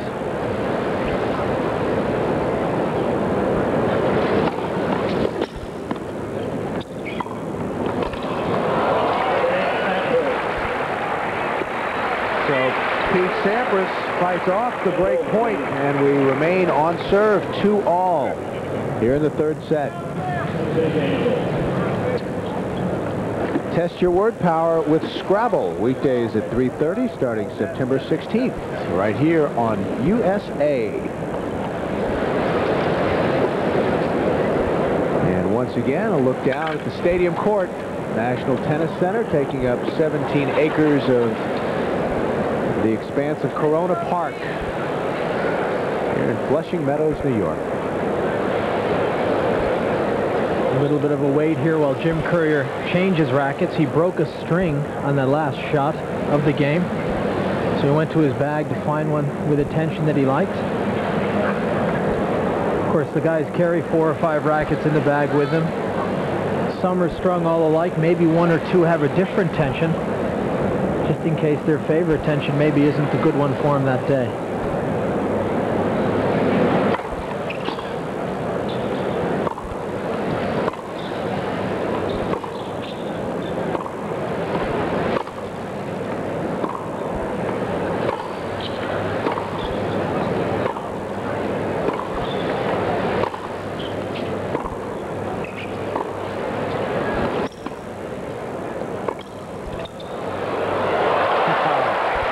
Sampras can only watch. Well, whatever tension Jim Courier is using in those rackets, he should stay with it. You know, we talked about the tendency of players to get out of a groove through the course of a best 3 out of 5, but I think you look at what Courier has done over the last 11 days, and he's been in a groove since the start of the Open.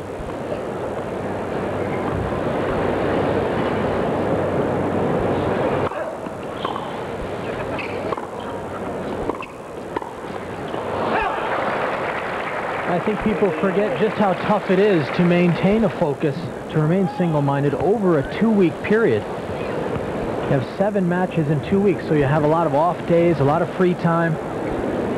It's easy to get distracted. But Jim Courier is a very determined young guy. He wants to be the best.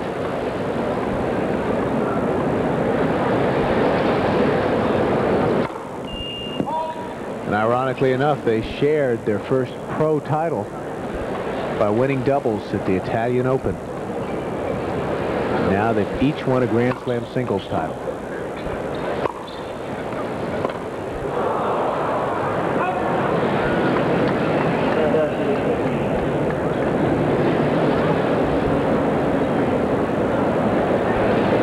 You have to wonder about Pete Sampras. When he makes an error like this off the frame, really his backhand is his favorite shot. 30-15. People say, well, what's wrong with the stroke? Really, nothing wrong. That is a mental error. Timing? Yeah, partly timing, but he didn't know what he wanted to do with that ball, and thus the error.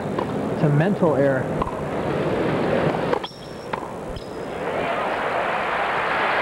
Knew what to do with that one. Volley into the corner for a winner. Instead of overhitting here, he just chips the ball deep. Creates a nice volley there. And Courier not doing enough with that passing shot.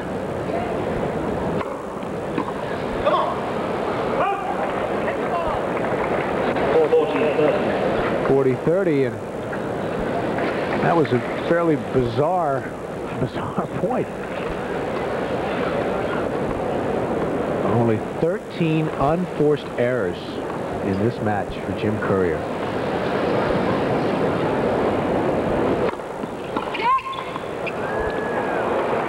Net call. First serve.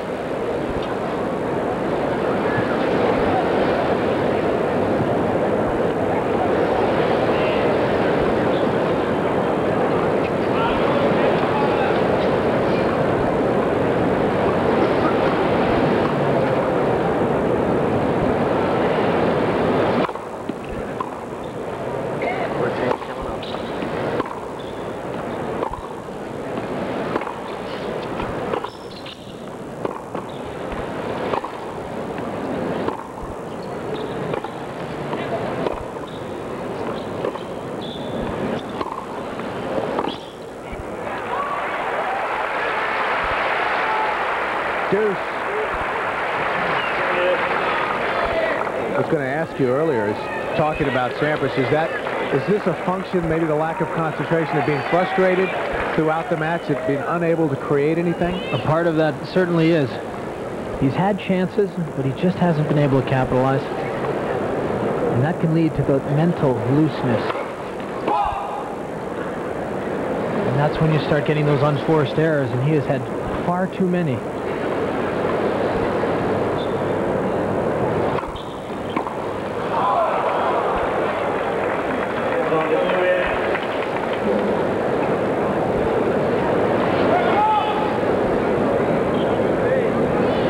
Type of ball I think Pete Sampras should really just go ahead and hit. He's obviously trying to just chip it in, but he's at his best when he's swinging away. Courier hasn't given him many opportunities. That was one at deuce.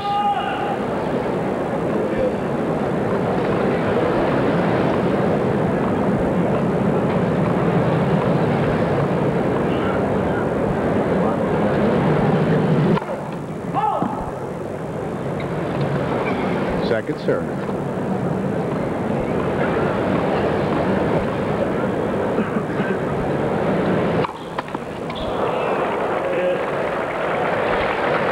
To give you an idea of how well Jim Courier is serving, that is his first double fault.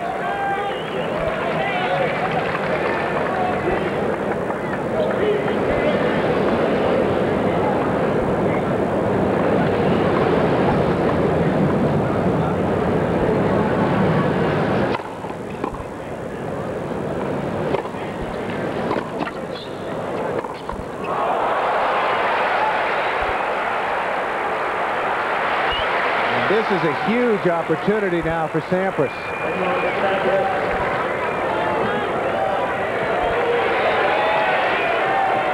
The crowd senses it. And Sampras with his first break point opportunity.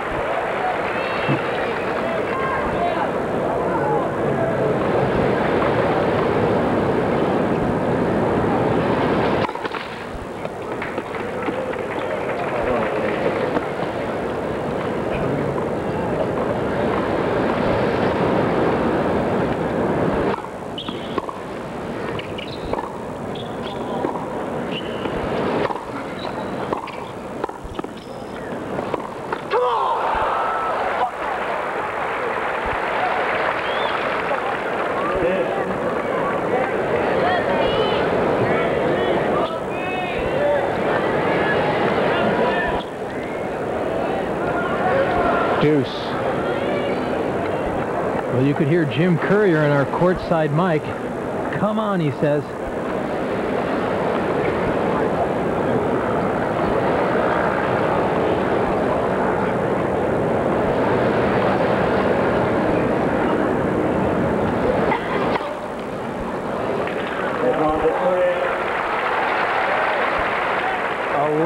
Ace. And only one double fault. And what a time for it.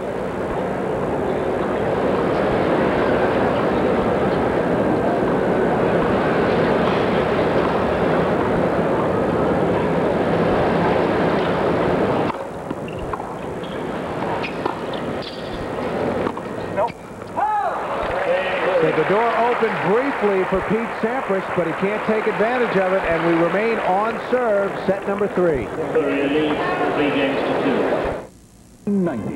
At 19 years, 28 days, Pete Sampras became the youngest male player to win the U.S. Open.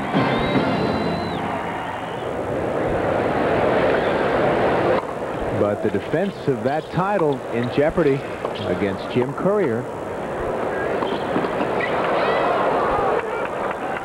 And that is one of the few things, the ball hitting the tape and not rolling across, few things that hasn't gone right for Jim Courier this afternoon.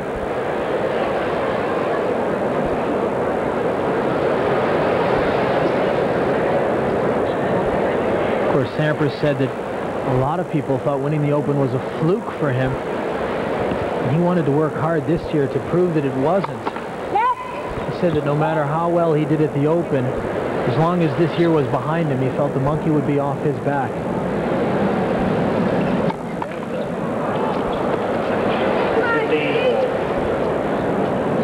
double fault. But he is in serious trouble right now, playing against an inspired Jim Courier. Dade County, Florida.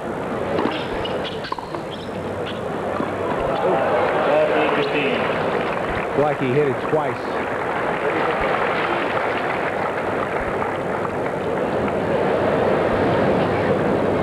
Again, this serve out wide to the forehand is a good basic play. It opens up the court to attack. That's just what Sampras does.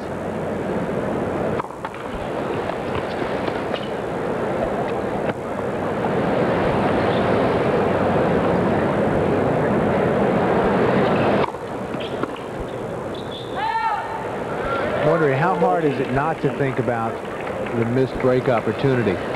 Not much has gone right for you this afternoon, and you had an opportunity in the third set. How do you get that out of your mind?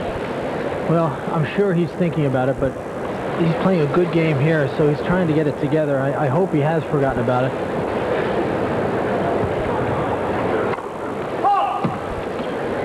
With some matches, you have 10 or 15 break points and you can't get one.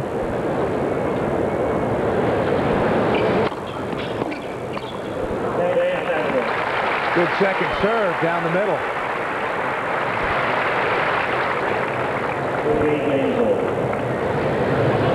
See Pete Sampras changing rackets here. Pete, of course, has moved down to Florida, but grew up playing tennis on the Palos Verdes Peninsula.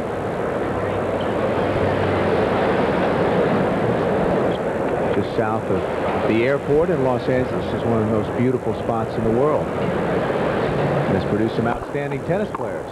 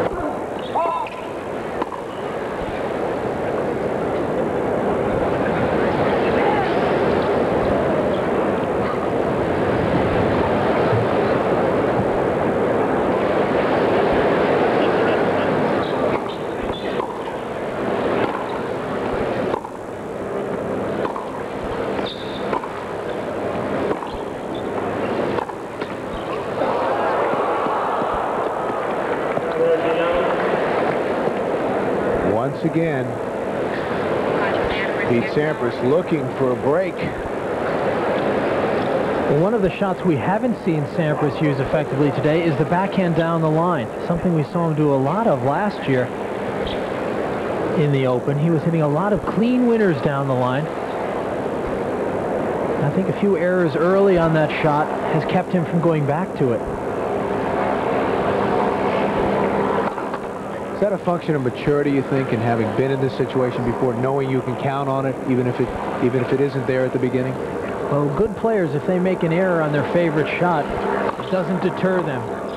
They still feel that if you give me the same shot, I'll make it the next time. 40 love. If Jim Courier misses a forehand, for instance, he's not going to be afraid of the next ball that comes to it. He's going to say, yes, I love this forehand. I'm going to hit it this time. And that's part of being a great player, is not letting mistakes bother you.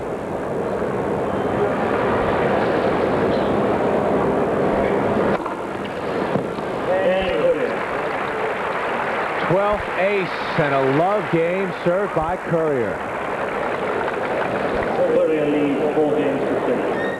Out from the Fuji Blimp, here today to help us bring you live coverage of Day 11 of the 1991 U.S. Open on USA. It's a good shot at the National Tennis Center. Look at the stadium court really jamming up now. It's going to be that way all day. Jimmy Connors playing tonight.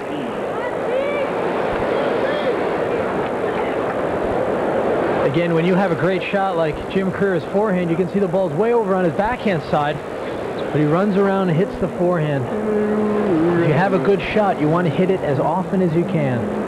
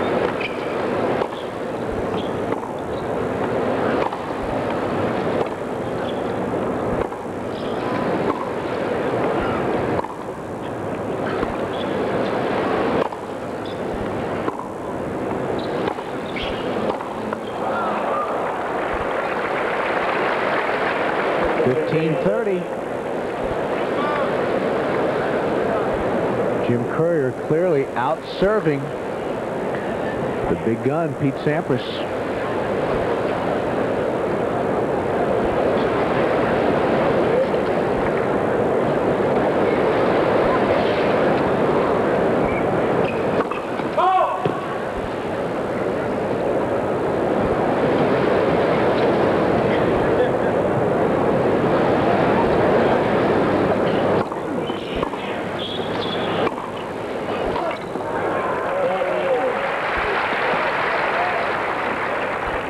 Take another look at that forehand, and we haven't seen much of that in this match.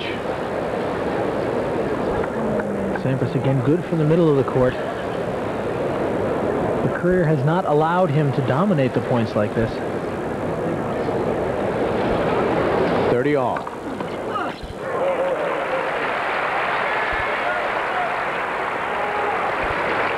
Eighth ace.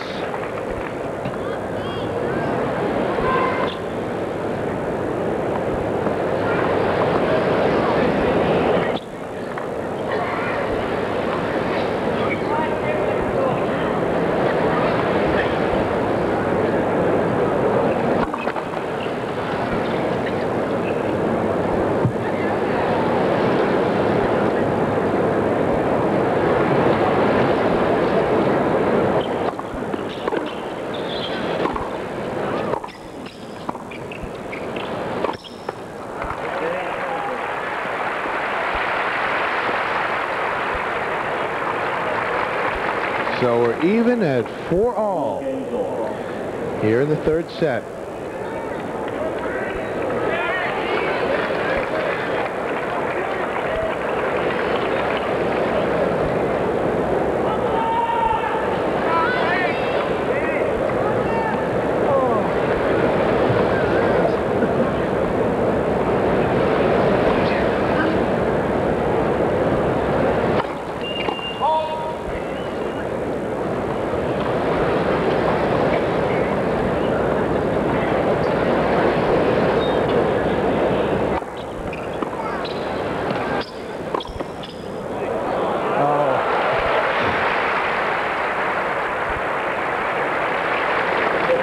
Sampras could only watch it sail by and say, nice shot.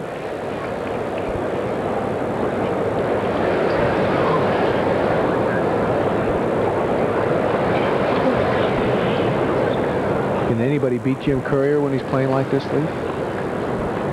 I don't know. It doesn't look like it, does it? He has not lost a set yet this tournament.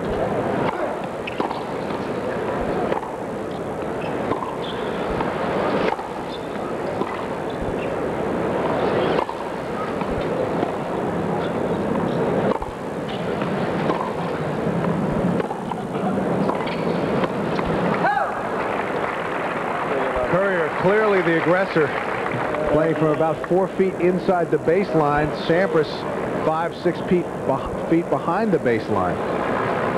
It was a good example of how Courier uses his pace. He's much more selective about when he hits out now.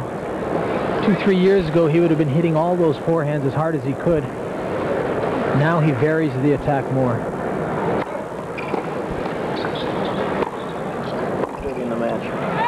That's out. 40 love. Been playing for 2.5 hours, and the time's starting to run out on Pete Sampras. He hasn't been able to make a dent. Jim Courier's serve.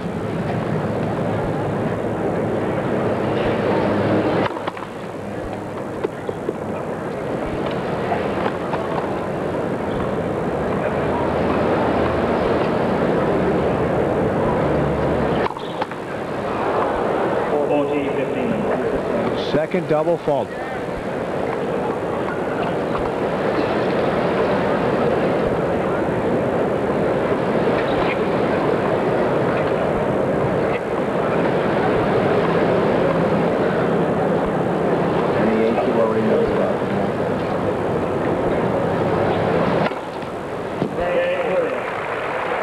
Follows the double fault with his 13th ace.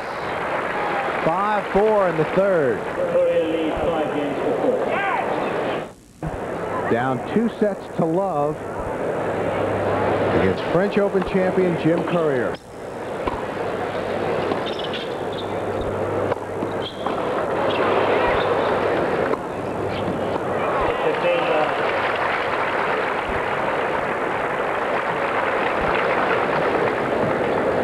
One of the advantages about having a big serve is that you can hit a lot of aces.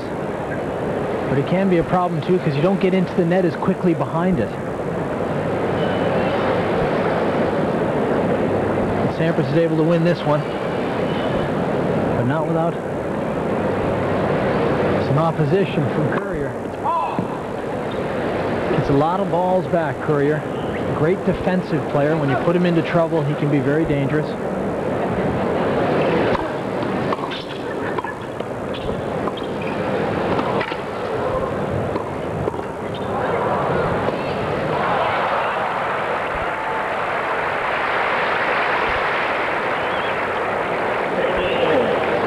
Sampras looks to be struggling with his movement. I wonder whether he is hurting physically at all.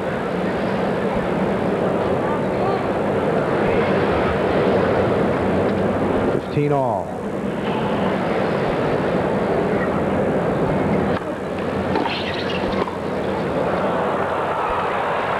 15-30. I can tell you what is hurting him, and that's Jim Courier's service return.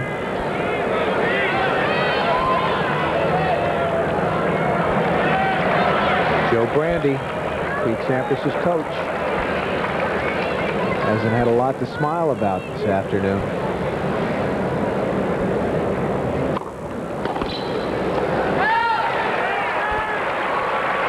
One of the better serves of the match from Sampras at 113 miles an hour.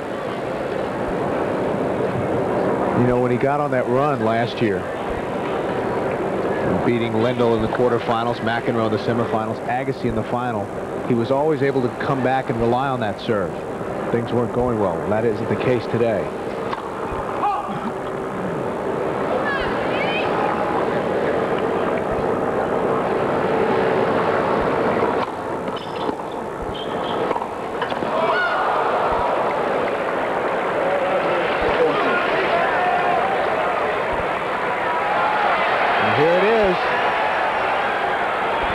The defending champion facing match point.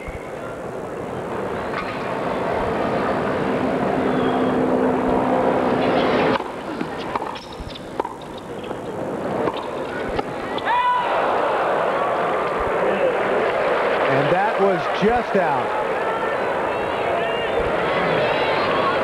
Jose Higueras.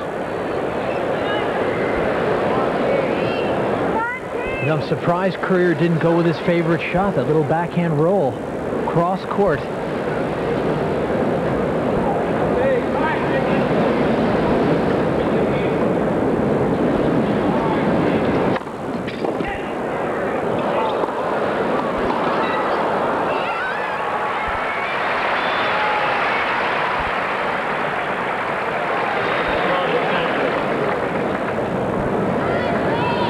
Sampras' game.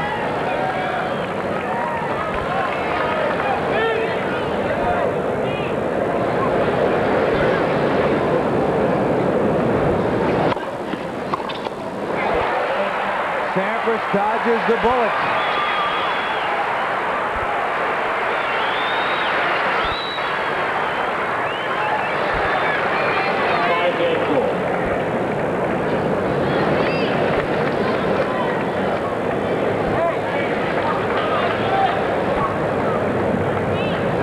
So now 5-all in the third.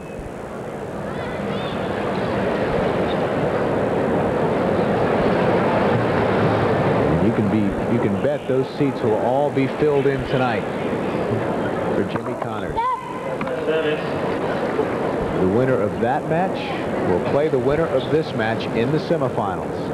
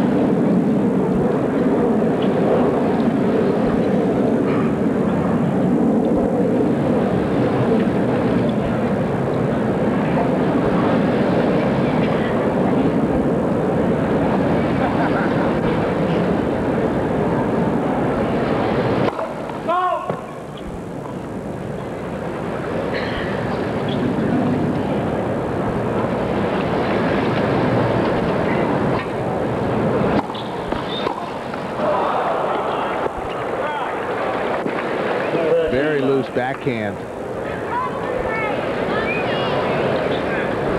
30 love.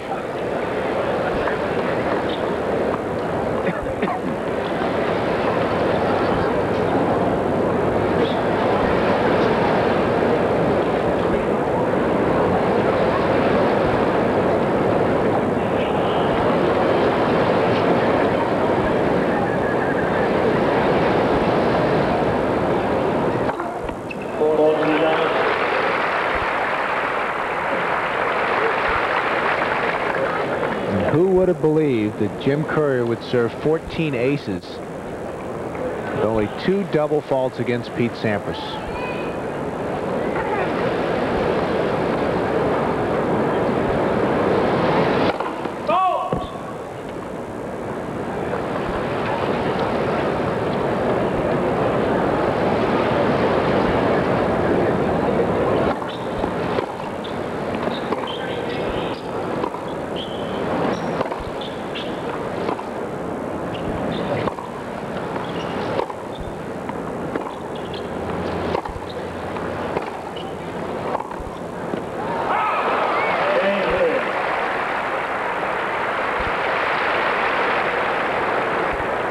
Back to the U.S. Open in a moment. Welcome back to the stadium court. Bill McAtee leaves Shiras. Pete Sampras serving to stay in the match and send us to a third set tiebreaker.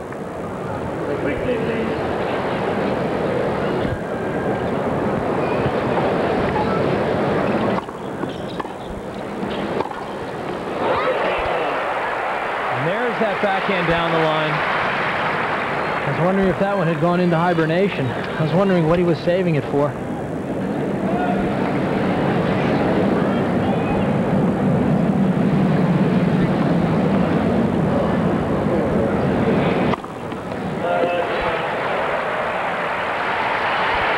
The 9th ace from Sampras.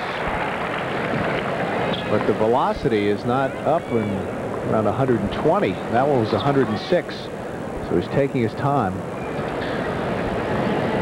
trying to find the groove on his serve.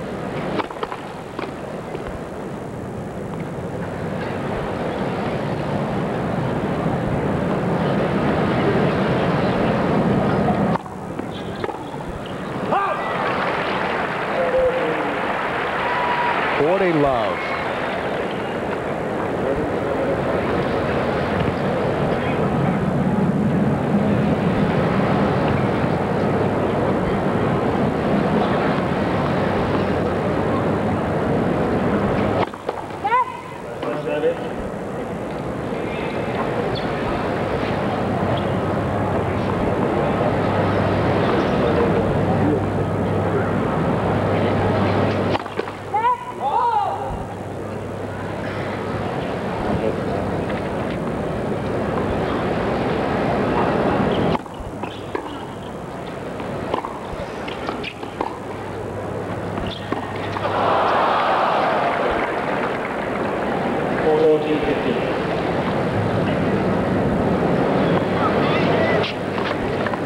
know that Sampras doesn't want to fool around here.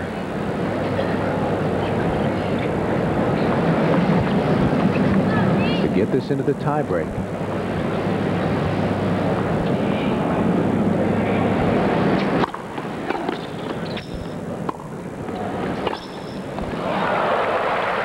And he didn't do much with that backhand. This one didn't go through the court. It didn't really hurt Jim Courier. It's deep. Actually, it's not. It's short.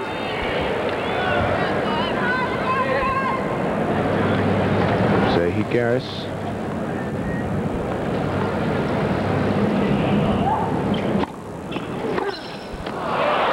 Three straight points from Jim Courier. And we're at deuce. You see Higueras nodding his agreement. Tough not to agree with that. It's 2 points from the match.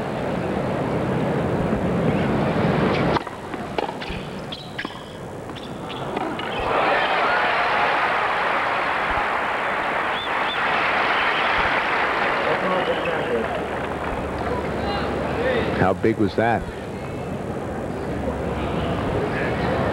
I beg your pardon.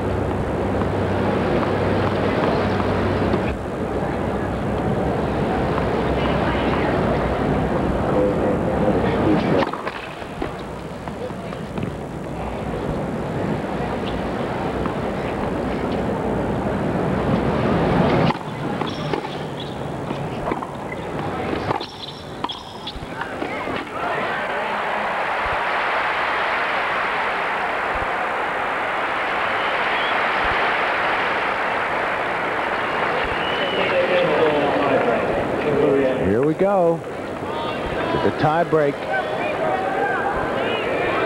The difference in the second set was one Pete Sampras double fault.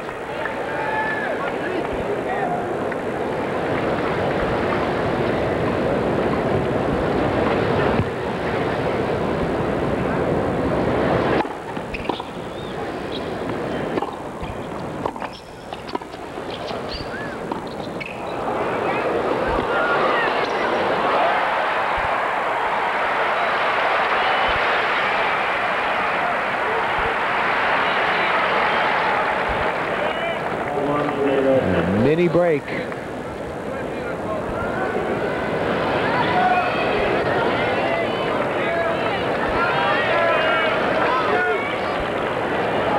Updated the tiebreak records.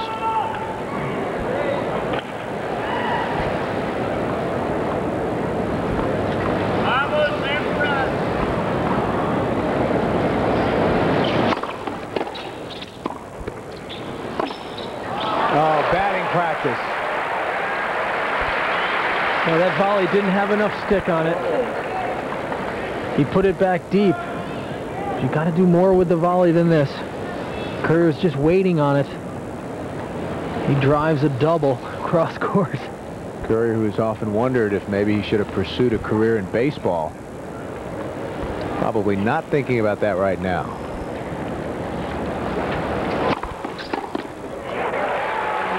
.122 on the serve from Sampras. It's funny, he played a tournament in Cincinnati and they went out to Riverfront Stadium and the guys took batting practice with the Cincinnati Reds, but Jim said, I was too chicken to get in there.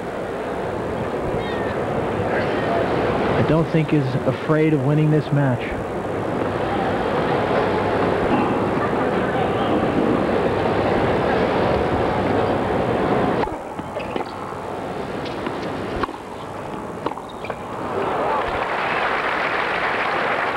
Two all. It's hard to hit winners from that far back in the court.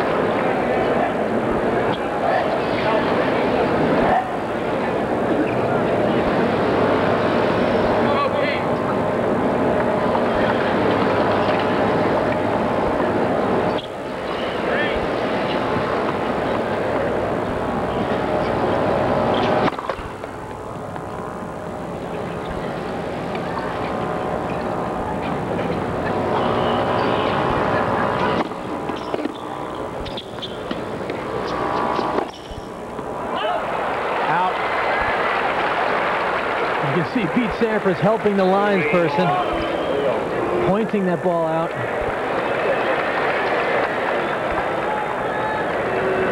Again, this approach shot is not penetrating. Courier with the chance. He does not miss by much. Boy, that was close to the line.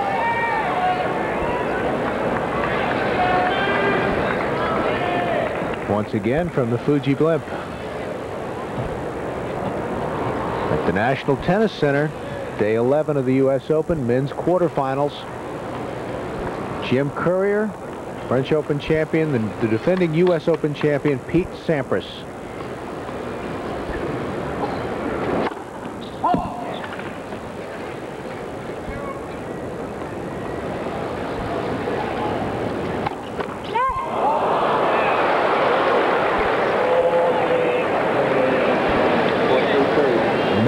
Double fault. And that was the only point that Pete Sampras lost on his serve in the previous tiebreak. Huge edge in unforced errors to Courier.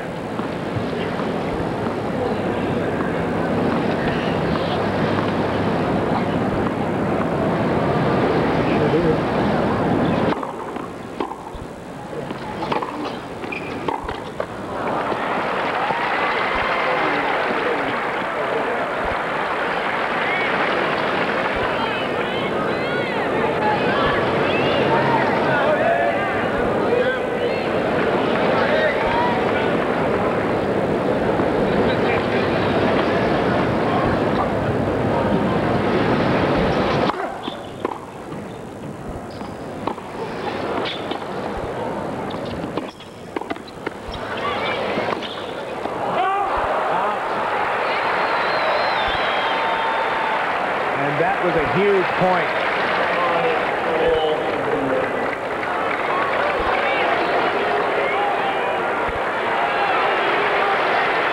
Pete Sampras hanging on by a fingernail.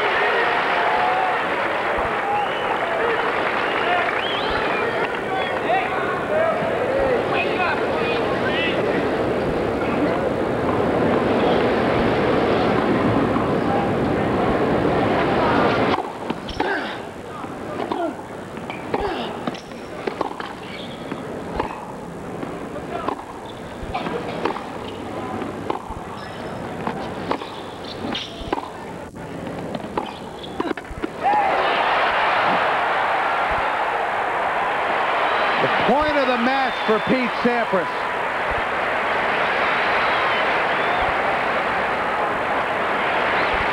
But finally we see a little bit of that flair that brought him to the title last year.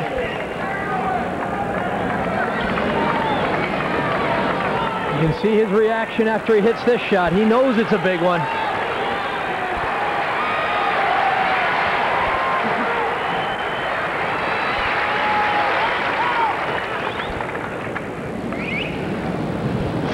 All.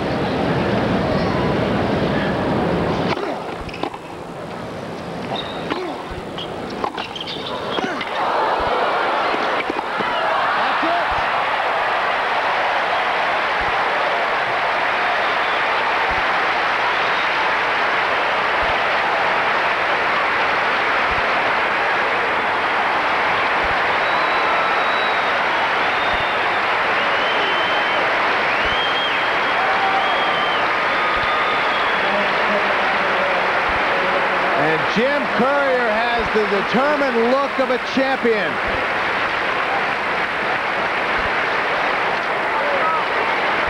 And what a finish that was in the tiebreaker. Pete Sampras, who never really got on track. Everything he tried against Courier, Courier shot right back at him. Again, Sampras came up with a terrific backhand, but Courier covered it. And look at him guess cross court, covers it into the open court, and he is our first semifinalist. His first win over Pete Sampras, and what a time for it.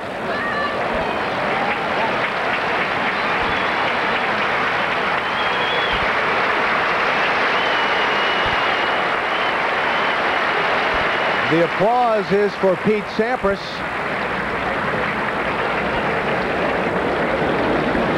Pete, of course, feeling the effects of a very tough afternoon. Meanwhile, Jim Courier now awaits the winner of tonight's match between Jimmy Connors and Paul Harhus. Linda Pence is with Pete Sampras. Linda? Thank you. Obviously, Pete, very disappointing for you. What do you think made the difference in the match today? Was there something you could have done just a little bit better? Well, I really didn't serve very well today. I felt like I was under a lot of pressure on my serve, and he was holding his serve pretty easy at love a lot of games, and I just wasn't serving real well, and I wasn't, hitting my groundies as clean as I would have liked, and he was kind of controlling the center of the court. I didn't play very well, but he did, so that's the way it goes. 2-all in the third set. You had a break point against him. Do you think if you'd got that, you might have been able to turn things around? Yeah, I think so, but he was returning pretty well. Maybe if I could have broken him, I would have got a little momentum, and the crowd maybe would have helped me out a little bit, but it was not to be today. Is he a particularly tough kind of player to play because he's so competitive, he's so in there all the time from a mental point of view? Yeah, he's very strong mentally. He's in very good shape, very strong player, and he really doesn't give you a chance to breathe out there. He's a good player, and I wish him well. Well, Pete, thanks very much for stopping with us. Let's go back up to the stadium booth. All right, Linda, thanks a lot. So Jim Courier through now to the semifinals, and he will play either Jimmy Connors or Paul Harhus, and we'll return to the National Tennis Center in just a moment.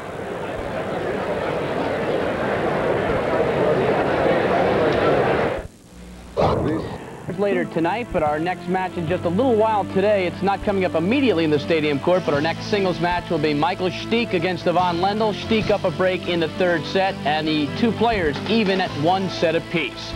Just moments ago, Jim Courier advanced to the semifinals, and he's standing by with Diana Nyad. Thanks very much, Bruce. There's no other word. Awesome. You haven't lost a set yet, and you kept rolling today. Do you feel invincible on the court at the moment? Never invincible, no. No, I think you're in danger if you think that you're invincible. But you must be happy with what you're playing. I'm very pleased with the way I'm playing. In particular, the way I'm concentrating. I'm really staying focused throughout every match and every point, which is tough to do over a 3-set match. So I'm really pleased with that. Now, you know Pete's game very well, obviously. Were you surprised that he was fairly flat? I think our statistics were 49 unforced errors before the last tiebreak there. Well, yeah, it's tough being a defending champion. He's under a lot of pressure, I'm sure, and he didn't serve as well as he would have liked. And then once we got into the rallies, I was just making him hit a lot of balls. Yeah. And I think that I'm a little bit more steady off the baseline than he is. And I really didn't give him too much to hit at, so I think he got maybe a little frustrated. And if I don't make too many mistakes, he's going to have to really serve well. Yeah, he have to take it from you rather. Exactly. You're not going to lose it on him. Not really. Yeah. In the third set tiebreak, though, it did seem like he had a couple good serves. There may have been a flurry. Were you thinking then, don't let him get through this tiebreak? He could change things around. I was just playing it, 1 point at a time because I'm not too worried about what's going to happen next. Because the only thing I can really worry about is that point that I'm playing right then and there. So. He played some great points there. That 5-4 point, that volley he hit was pretty insane. And, I just kind of stuck it out, and I played a pretty good point the next point to get the match point. And, I hit a couple good volleys there on match point. You're hitting the ball with ferocity. Let's go to the scenario the ferocity. Yeah, like Let's that. go to the potential scenario that Connors wins tonight. He beats Paul Harhose. Does it concern you that should you play Connors, you're going to come out here as much as people love your game and are getting to know you, that obviously they're going to rock and roll for Jimmy? Well, I can't imagine that it could be any worse than Mexico was for me in my Davis Cup debut. Yeah. So I think that you know, it's going to be difficult, but you know, the semifinals of the U.S. Open shouldn't be easy. Yeah, and you, as you said, you're mentally tough. Maybe you could give us some insights on this match coming up, Jim. And, you know, at the French, you went through a rain delay. Sure. After the break, you came back and won it. Now, these guys last night, Lendl and Stich, went through their rain delay. It's tough on Lendl, especially. His conditioning isn't going to help him much today because of a short match. What do you think, you know, has hampered them coming out today? Well, I think they'll both be ready. I really don't think that that's going to be that physique is going to be a point in that match because Michael plays points too quickly to really allow Ivan to work him to death and really take his strength away from him. And Michael's extremely fit, so don't mistake that. But I think that today they both probably thought a lot about it last night. Probably didn't sleep too well, and I'm sure they're going to be both a little bit tight there in the early going. But once they get their feet wet, I'm sure it'll be a pretty hot match. Well, you've impressed people around the world this year at the French, obviously. Wimbledon, you did fairly well, and you're impressing us here. Congratulations today, and good luck in the semis. That's Jim Courier. Back to you, Bruce. Thank you very much, Diana. So Stefan Edberg and Jim Courier are into the semifinals. Still 2 more semifinalists to be decided at this year's U.S. Open. Courier wins in straight sets, knocks out the defending champion 6-2, 7-6, 7-6. We'll be back.